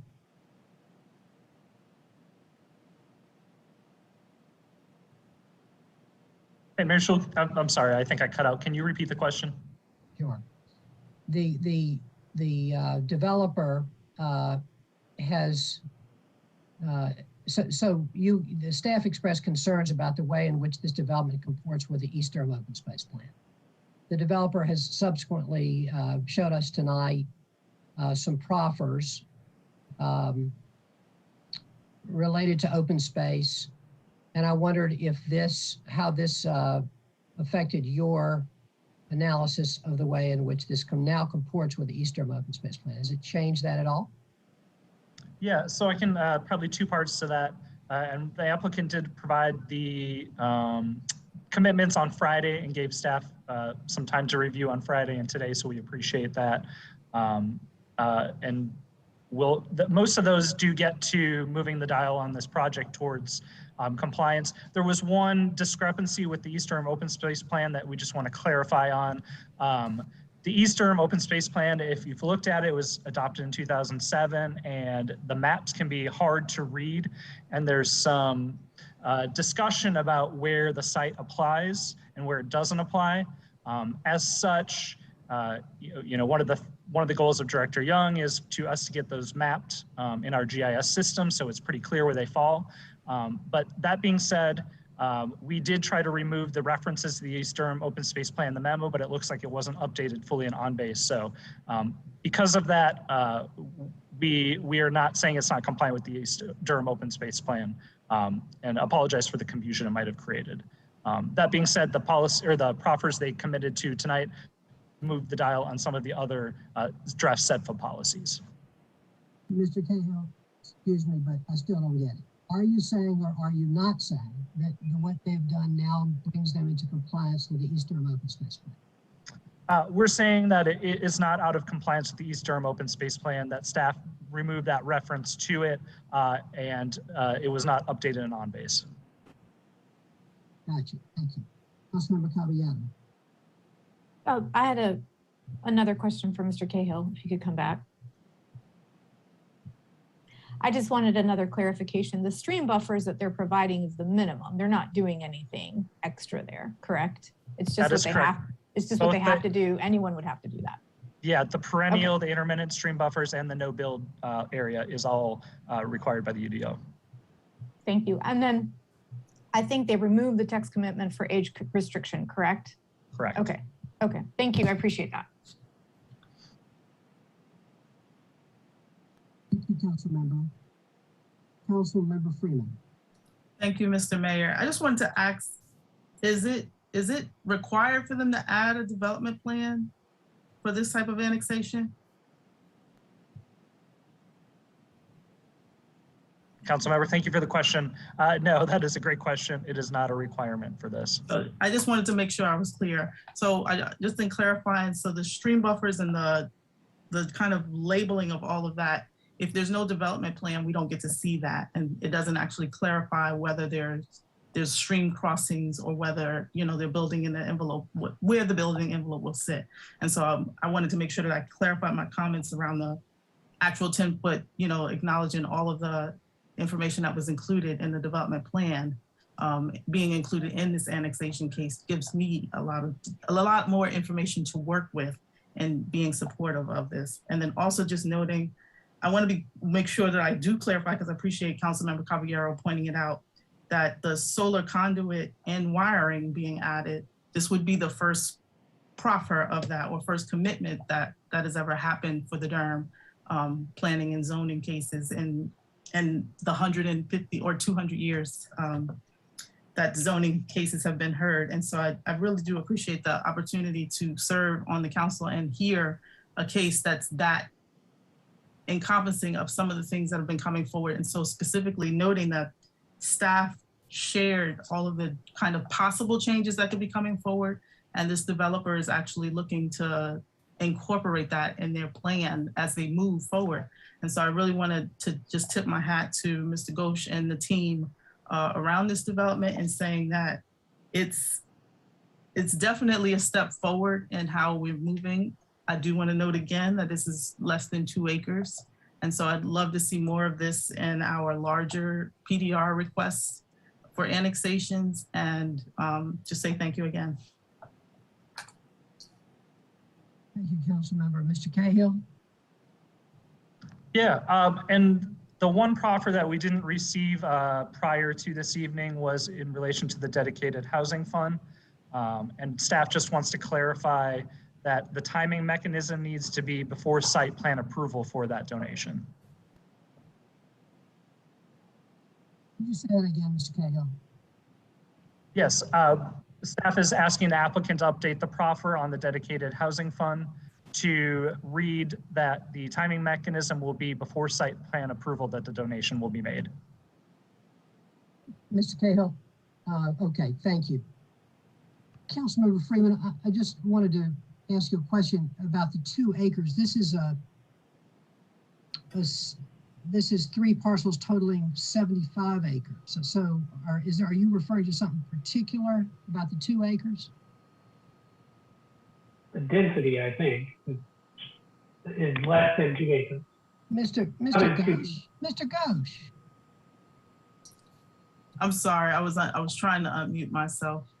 But the area that they're actually building in, so the natural heritage that's actually been preserved is the rest of the acreage, but the actual, like, where they're building the housing, yes. Mr. Ghosh? You know, I don't like to be interrupted, and I don't think anybody else does either. Mr. Ghosh, how many acres approximately will the building take place on? My apologies. I did not know my mic was unmuted.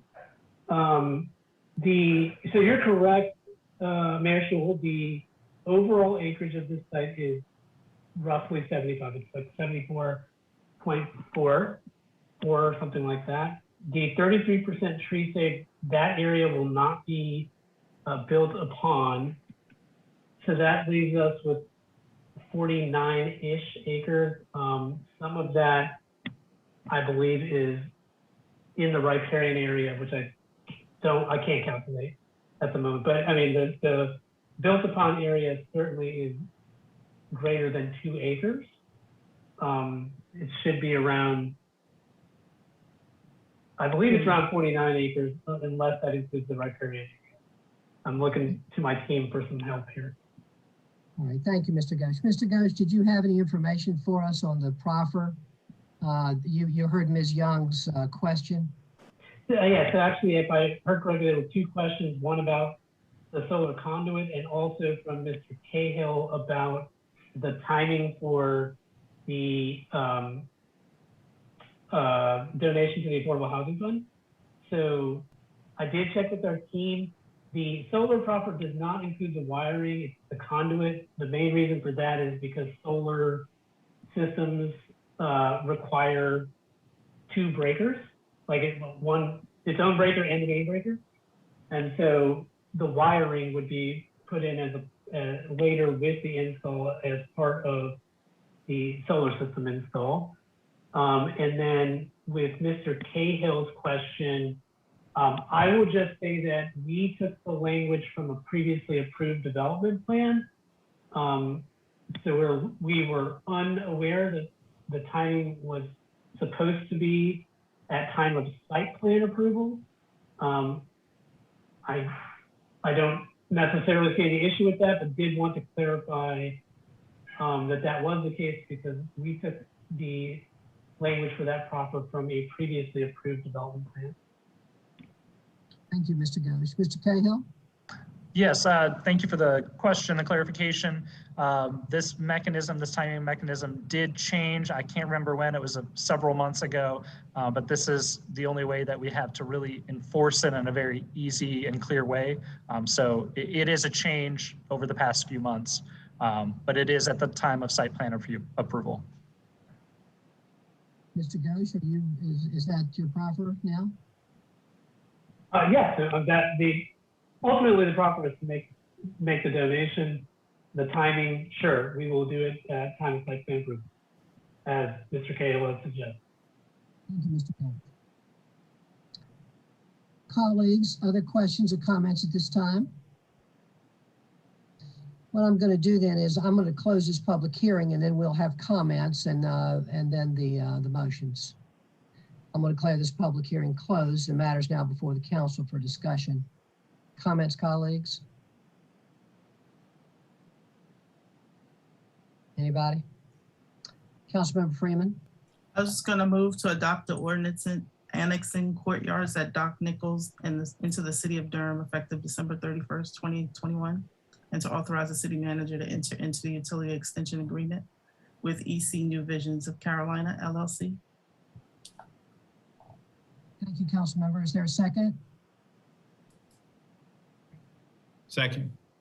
It's been seconded by Councilmember Middleton. All right, discussion, colleagues. Mayor Pro Tem. Thank you, Mr. Mayor. I just had a couple of comments. I recognize all of the challenges of building on this site as the developer and our staff have made clear. I think it's really unusual to see the kind of caveats that we've seen in the staff report. Typically, our staff reports follow a very kind of standard procedure where it's clear that the staff is in support of the proposal by the time that it comes to us. And it's unusual that we see language like this could be stronger if X or if Y. It's a difficult site with a lot of environmental features. And in a lot of cases, I would approve to build housing on this kind of a site because of our affordable housing crisis and because I think that building additional homes in Durham more broadly is necessary. Unfortunately for me, I think for this particular site, the density is too low and the prices are too high.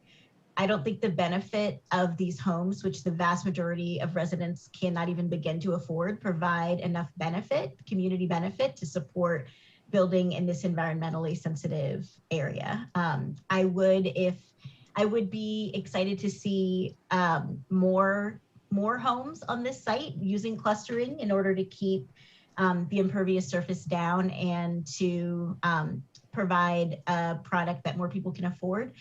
And I also feel with some annexation cases that come to us, we are in a position of, if we don't approve it, what's going to be built there is dramatically less of a benefit to the city than if we were to approve the rezoning. And I don't think that's the case here.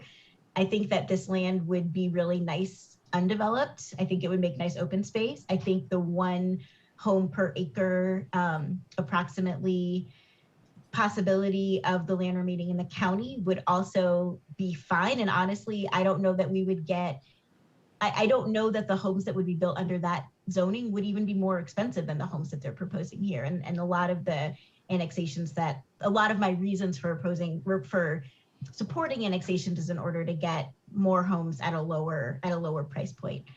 So unfortunately, I'm not going to be able to support this rezoning this evening. I would be interested in seeing another proposal from this site that provides the kind of housing that I think more of our residents could benefit from. Thank you. Thank you, Mayor Pro Tem. Other comments? Councilmember Freelon. Yeah, thank you, Mr. Mayor. And this is a really tough one. I've really appreciated the conversation today. I had a meeting with Mr. Ghosh last week, and he explained some of the intricacies and details and topographical challenges and associated with the site that added some great context to the really thorough notes we got from the Planning Commission. I want to applaud them and their team for making strides, the 33%, some of the other proffers that they made. And it was really interesting to hear from Mr. Cahill the areas where they think that they could have gone further. I'm going to be supporting this today. I think that this is just a really nuanced and very challenging site. And a lot of the critiques that I saw laid out in the Planning Commission comments were addressed by the developer in ways that I thought were compelling. And I mean, one of the things I shared, just kind of reflecting on the focus on kind of 1-level homes, is that my dad was among the folks who, towards the end of his life, was in a wheelchair and needed that kind of 1-level housing solution for him, to be able to navigate. So I think that townhomes are great, and there are definitely some scenarios where I think that type of clustering would be really important. But I'm going to be supporting this measure today. Thank you. Thank you very much, Council Member. Other comments, colleagues? We have a motion on the floor. Councilmember Middleton. Thank you, Mr. Mayor. Let me just say how grateful I am to my colleagues for the substance and depth of this conversation tonight. It's been really helpful. I want to echo what my brother Pierce just said. I guess I'm going to hold myself, I guess, to the same standard that I've questioned the staff about in terms of languages of degree, stronger, weaker, more or less. And moving forward, first off, the staff has just done an amazing job with shepherding us through the process of the small area planning and the level of engagement and detail. They've done what we've asked them for, giving us more substantive comments regarding the cases that come before us. I would, moving forward, just caution us and the staff to find a way to communicate what our desires and values are without assigning languages of degree to that statement. To find a way to say that this is what our vision is for this area of the city, but not in any way imply that you've got a better chance or use language that could even be interpreted as I'm making a statement about your chances. Just state what our plans are and what our values are and what our vision is, and find a way to do that. I'm not going to wordsmith it tonight, but I think moving forward, that's going to be important. That's going to be an important touchstone for us. This is designated low density, and the plan before us is low density. And when I was saying I want to hold myself to the same standards as the staff, when they use stronger, if I say I want to see more homes, I don't know what that number is here. What is the maximum number of homes on this particular piece of land that's challenging? What is that number? And given my inability to say what that is, I mean, if they said 50, I'd say 70. If they had come and said 70, I'd say 90. I don't know what that number is, but I do know what low density means. And I do think this particular land, and this wasn't an easy decision for me. I think the staff's statement that it comports with that. Now, if we want to change UDO, you know, we can do that. But I'm inclined to support this development.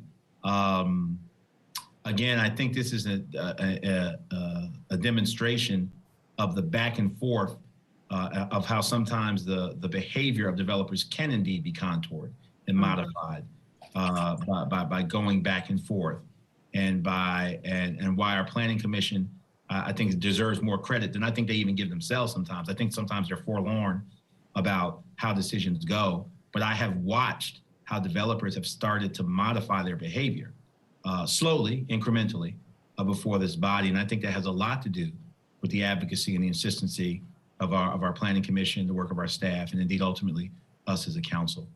So I'm inclined to support this development. Although I associate myself with everything that's been said, I share the Mayor Pro Tem's concern about more housing and more affordable and accessible. But given the specifics of this particular case and this particular land and this particular iteration of facts that's before me right now, my leaning is to approve. I look forward to hearing other comments. Thank you, Mr. Mayor. Thank you, Councilmember. Any further comments? Councilmember Caballero? Yeah, I want to thank the developer for some other proffers that were given tonight. I had a long conversation with them as well last week. While I appreciate the conduits for solar, I know enough about solar to know that it's not a guarantee we're going to get what we need over there. So while I appreciate it, and I hope more developers proffer that, it's not enough to move me. We've put some pauses on previous developments and gotten better results. I do want to commend Tom Miller's comments asking about putting a pause on it. It's something I even said to the developer, said, you know, would you consider pausing to see if you can get to a better outcome? I take seriously what our planning staff said. It gives me a lot of pause when I see the comments that I saw in the staff packet. I appreciate it. I will be voting no. Thank you, Councilmember. Colleagues, I have struggled with this. I went out to visit the site on Sunday, drove into Kinnaird Street, which, by the way, if you go far enough down, you'll see the most beautiful homestead in Durham, a little secreted away just to the north of this project. I'm not advocating that everybody go out there and see it. I'm sure they don't want us to. They have a beautiful little quiet, lovely spot. But I was able to walk quite a bit of the site, and it is a difficult site. I am sympathetic to that, and I'm also very appreciative of the proffer of the solar conduit. I think that's significant. I think it ought to be a state law. Yeah. You know, every time you build one, you need to put conduit in there. And so I'm appreciative of that. I think it's significant. What moves me, I'm going to vote no, however, and I'll tell you why. It's a close call, and I have all my colleagues, I think 3 of my colleagues have already expressed themselves in favor. I totally get that. But I think that a really critical principle for me is that we have now the Southeast Durham Focus Area Plan, and we met with the Planning Commission about it to try to come to some understanding that we would really try to follow this as best we could. And I understand Mr. Ghosh's saying that it's a new plan and why should they have to follow it? I will bet you $1 million that my friend Mr. Ghosh will be in here 2 weeks from now saying we ought to approve something because it comports with the Southeast Durham Focus Area Plan. And well, he should. I think that to me that I'm trying to treat that plan as critically important because I believe it is, and I believe it can give us some guidance in this area. And so while I think the developer did certain important things to try to get closer to it, I appreciated the staff's comments and agree with Mayor Pro Tem Johnson that when I see those concerns raised by staff, and Councilmember Middleton began by asking those questions earlier, and I thought they were right on target, that is something that I take seriously. Usually 95% of our cases that come to us, the staff is, supports it. In this case, they said they felt more changes were needed and some changes were made. So it's a close call. And I believe that EPCON is a very good developer. We voted for an EPCON project a couple of weeks ago, or maybe a month ago, but I won't be supporting this one. All right, so we have a motion on the floor. Any further comments, colleagues? All righty then, Madam Clerk, will you please call the roll? Mayor Schul? No. Mayor Pro Tem Johnson? No. Councilmember Caballero? No. Councilmember Freelon? Yes. Councilmember Freeman? Aye. Councilmember Middleton? I vote aye. Thank you. Thank you very much. I will, Mr. Ghosh, I'll get to you in a moment.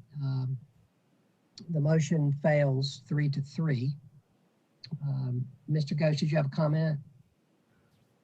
Well, yes, actually just point of clarification and more of a question.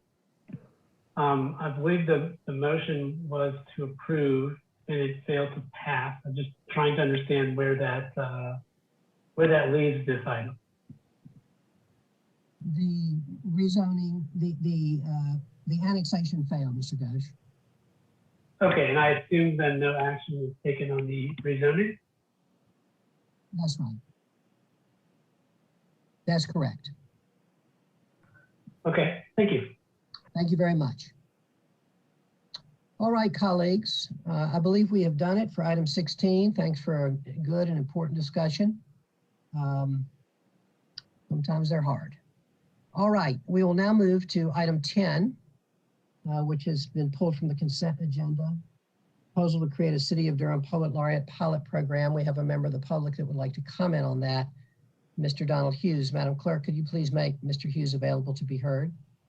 And Mr. Hughes, welcome. You have 3 minutes. Good evening, Mr. Mayor and members of the council.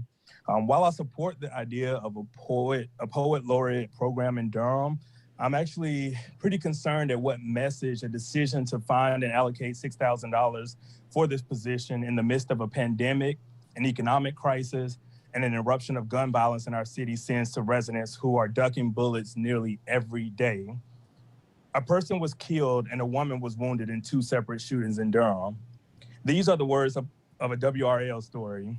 Sadly, these words could have come from a story of any day of the week, of any week of the month, of any month of the year, as frequent as the shootings have become in Durham.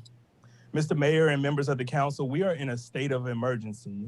And while we are in this state of emergency, there appears to be no sense of urgency from this body as a whole. When asked recently, what are you doing right now to address the spike in gun violence and deaths in Durham, Councilmember Javier Caballero resorted to the usual political answer. We've created a community safety department, among other things, that are not immediately addressing this surge in gun violence. When asked about a request from the Chancellor of NCCU, Councilmember Middleton, and many community members to implement the ShotSpotter technology, Councilmember Caballero responded, "What do we do after the free trial?"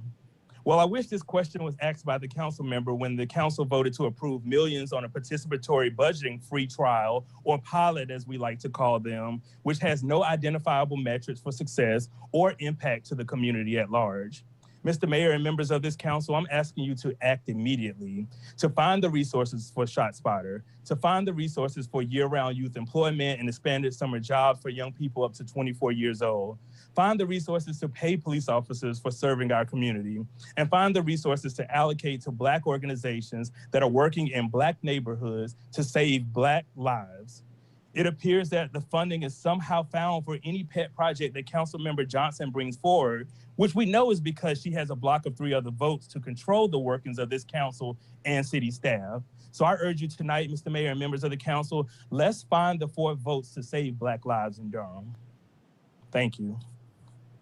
Thank you, Mr. Hughes. Colleagues, I now accept a motion to authorize the city manager direct staff to support the Cultural Advisory Board and others to develop a City of Durham Poet Laureate program. So moved. Second. Moved by Mayor Pro Tem Johnson, seconded by Councilmember Freelon. Madam Clerk, please call the roll. Mayor Schul. Aye. Mayor Pro Tem Johnson. Aye. Councilmember Caballero. Aye. Councilmember Freelon. Aye. Councilmember Freeman. Aye. Councilmember Middleton. I vote aye. Thank you. Thank you, Madam Clerk. The motion passes unanimously. We'll now move to item 19, and for this we have Brenna Fassinger. Ms. Fassinger, I hope I'm pronouncing your name correctly. We're glad to have you here tonight. Can you make yourself heard? We're glad to have you, and you have 3 minutes. Thank you so much. Can you hear me? Yes, ma'am, we can. Oh, okay, awesome. Thank you so much. Mr. Mayor and City Council members, I really appreciate being able to speak with you. This is an item that is near and dear to my heart. I would like to open to say that Dr. Seuss said this: unless someone like you cares a whole awful lot, nothing is going to get better. It's not. And so I bring 3 items here. The right to privacy is the first one. According to a judge out of Florida, constitutional right to privacy includes the right to refuse medical treatment.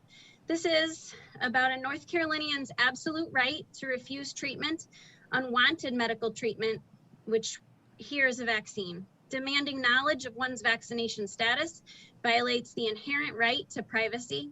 The right to privacy and one's choice is fundamental to both national and state constitutions. If we are being cautious about protecting the workforce and the workplace against COVID-19, then I'm sure that we would want to protect it from all types of other communicable diseases as well. Why? Then I'm sure we are not asking for status of other medical conditions and vaccinations. We don't ask employees about their measles or their colonoscopy. We don't ask to see hepatitis vaccination proof or anything like that. This should not be any different. It is private, it is personal, and this should be free from government interference. Number 2 is freedom of choice. I am not anti-vax. If getting the vaccine makes you feel more comfortable to go about regular life, then I am happy that that is available to you and you can get it to return to living life normally. If it is not your personal choice, then it is a personal choice based on bodily autonomy, and it is your choice, not anyone else's, to dictate or mandate. Jonathan Isaac actually said being vaxxed doesn't mean uninfected, and being unvaxxed doesn't mean infected, where there is a place in your policy for those who have natural immunity. There is science in natural immunity. However, it is not one that brings monetary gain. Where there's trusting in the science of virology that has been around years beyond COVID-19, and that shows that having the virus is natural immunity. The bottom line is that it is a choice of a person to get a vaccine, just like it is my choice to get any other medical procedure. Yes, they are employees of your city. However, they can take the uniform off, they can take the emblem off when they go home. They cannot take a vaccine off. It is making permanent changes to your body, changes that endure past the workplace, follow them into their homes and private lives. And then who is taking the responsibility for that? God forbid there are side effects. Discrimination is my 3rd and final point. According to the CDC website, both fully vaccinated and unvaccinated individuals can both spread and become infected with COVID-19, especially this new Delta variant. UC Davis published a study that confirms there's no difference in the COVID-19 viral load making the virus more transmissible. That's what that means, between vaccinated and unvaccinated individuals, symptomatic or asymptomatic. As a result, neither vaccine status nor the presence or absence of symptoms would influence the recommendation and implementation of public health practices. That is direct from the UC Davis study. This begs the question, why are we seeing these mandates? According to the CDC's own guidance, both groups can contract, both groups meaning vaccinated and unvaccinated, can contract and spread the virus. Therefore, it seems that fining one group over another is discrimination under the Equal Protection Clause. Weekly testing for unvaccinated employees must be deemed illegal under the Equal Protection Clause because the policy unfairly discriminates against one group and should therefore be testing all employees or none. Violating equal treatment under the law is unlawful. If the goal is to slow or to stop the spread, both groups can spread and contract the virus. So both should either be subjected to testing or none should be subjected to testing. In conclusion, I felt compelled to speak out. I appreciate you listening. You have the opportunity to be the change, like Gandhi said. Neither OSHA nor the Department of Labor has acted or commented on the mandate for vaccinations. Who assumes responsibility for vaccine injuries? God forbid. If we see what is happening and we ask questions, if I do nothing more tonight than plant one seed in one person's mind, who assume, I'm sorry. Where is the discourse? Who is asking the healthcare professionals why they do not want this vaccine? Why are those speaking out being discredited? Why should we be forced or coerced? Because that is what this is, coercion to something that has little impact on our ability to spread or contract a virus. A $700,000 fine per unvaccinated employee is illegal at best, possibly criminal. You have the opportunity to stand up, and I implore you to stand up and fight for the freedom that we know and love in this country, because if somebody doesn't, where does it stop? In Louisiana, they're going after spouses. In California, they're going after school-aged children. When they realize that they can mandate this, what is next? I know, I'm sorry, I'm gone over my 3 minutes. In closing. Ms. Fassinger, thank you for being with us. We appreciate it very much. I'm going to just respond to a couple of those things, Ms. Fassinger, and appreciate very much you being here with us. If it is certainly true that it's very important to be able to have control over the medicines that go into our bodies, especially when it won't influence anyone else. If I have high blood pressure and I decide that I do or don't want to take a statin, I get that that's my choice. But this is very different from that. The failure to get a vaccine means that you have a very good chance of negatively influencing the health of other people. And so that's a very different scenario, and one in which I think different standards are required. In terms of a natural immunity, I appreciate what you said.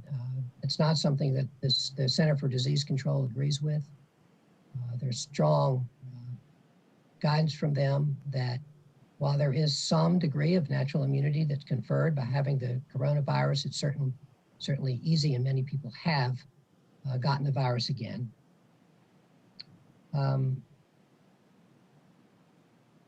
It is also true, as you said, that unvaccinated people can spread the vaccine, but we also know that that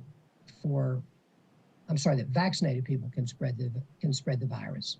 We do know that. You're absolutely right, and that there are breakthrough infections, and that definitely happens. But those breakthrough infections do not result in nearly the same level of disease, severe illness, or death that we see with people who are unvaccinated. And so I appreciate your comments, and I very much appreciate the fact that you took the time to come and express your strongly held views. But I think that the vast weight of the medical evidence as we hear from the CDC and our own public health folks, both in North Carolina and in the city, is that requiring vaccinations and testing is the best course of action. And I'm proud of our administration for doing it. Any other comments, colleagues, before we ask for a motion? Councilmember Middleton.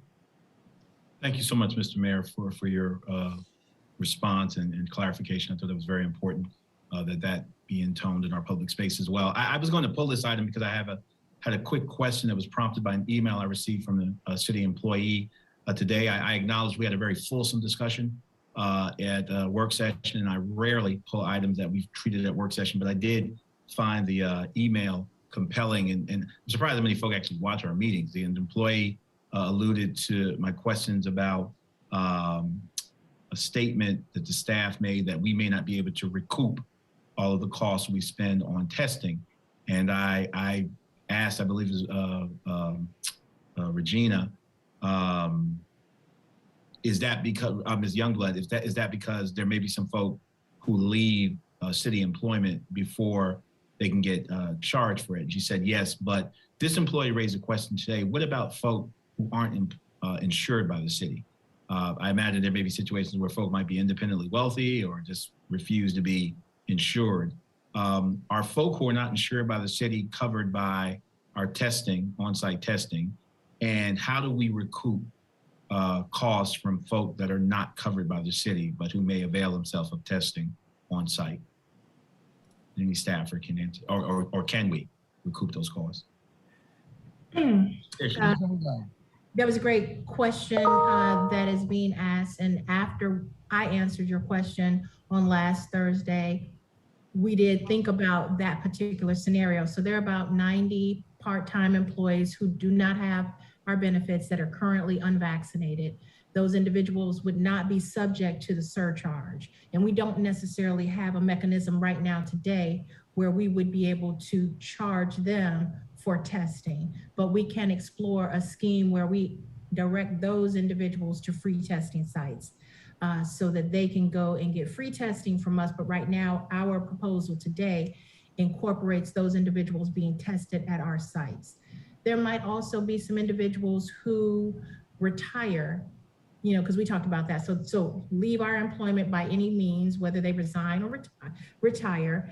And those individuals who don't have our benefits.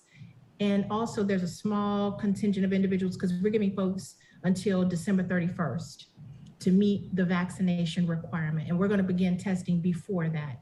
So we're not going to recoup dollar for dollar for those various reasons. Individuals that leave for any reason, part-time individuals that don't get vaccinated, who don't have our benefits, and individuals who subsequently get vaccinated before December 31st, but start testing when the testing begins. Well, I consider that differential, the cost of doing business if it's going to keep our people safe. But is it fair? Would it be a fair characterization to say, for the taxpayers watching tonight, that it will be minimal?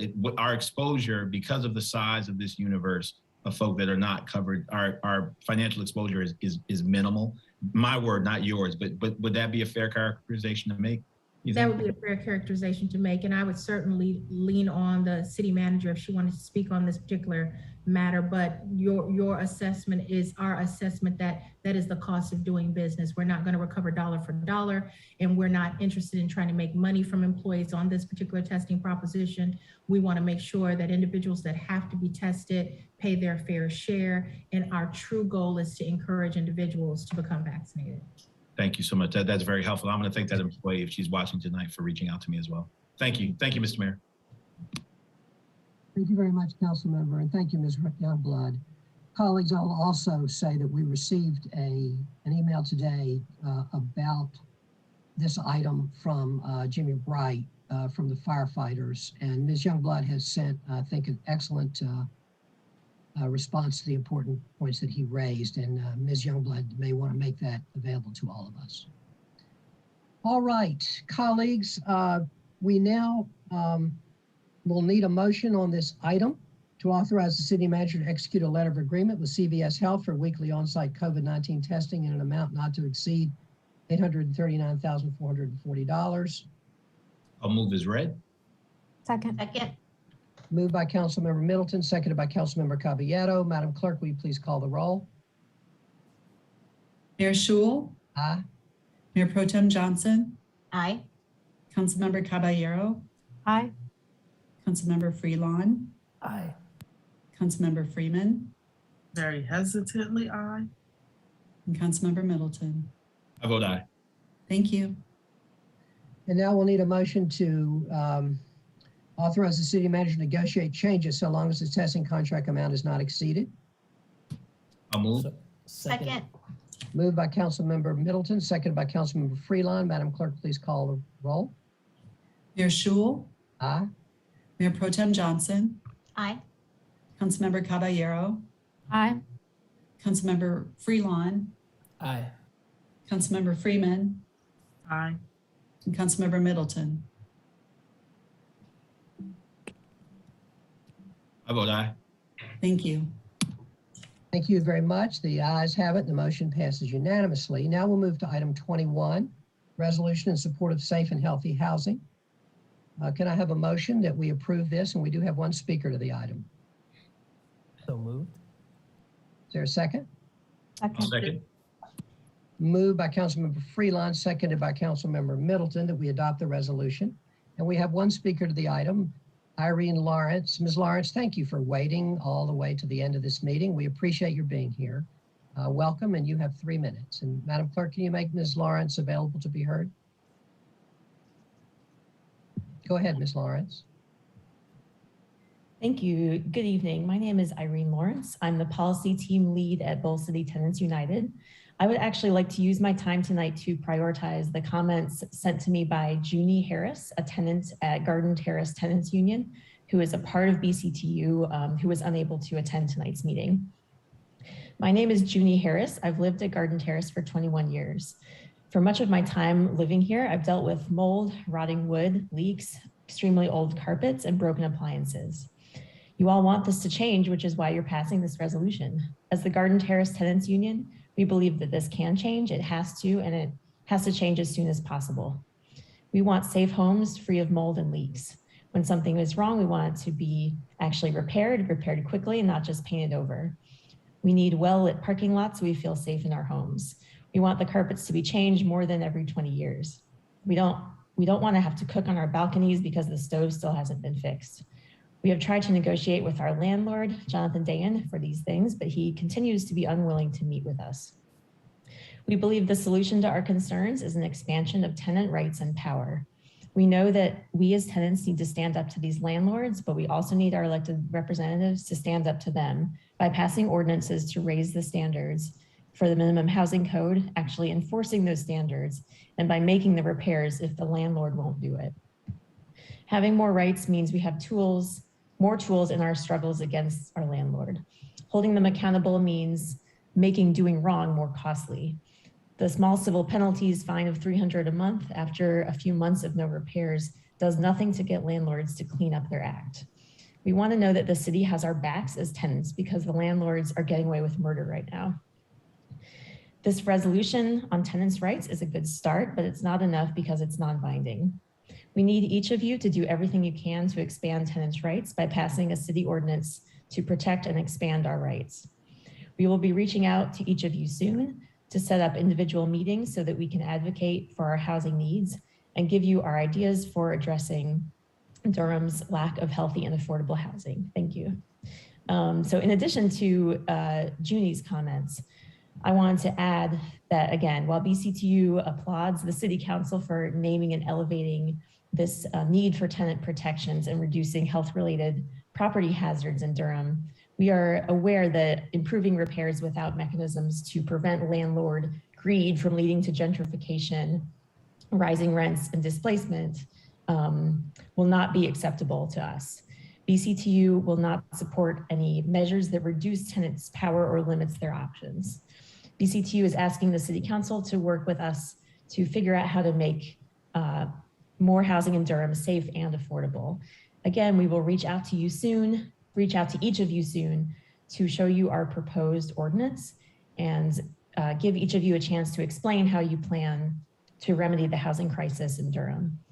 Thank you for the opportunity to make these comments. Thank you very much, Ms. Lawrence. We're glad to have you with us. Thank you.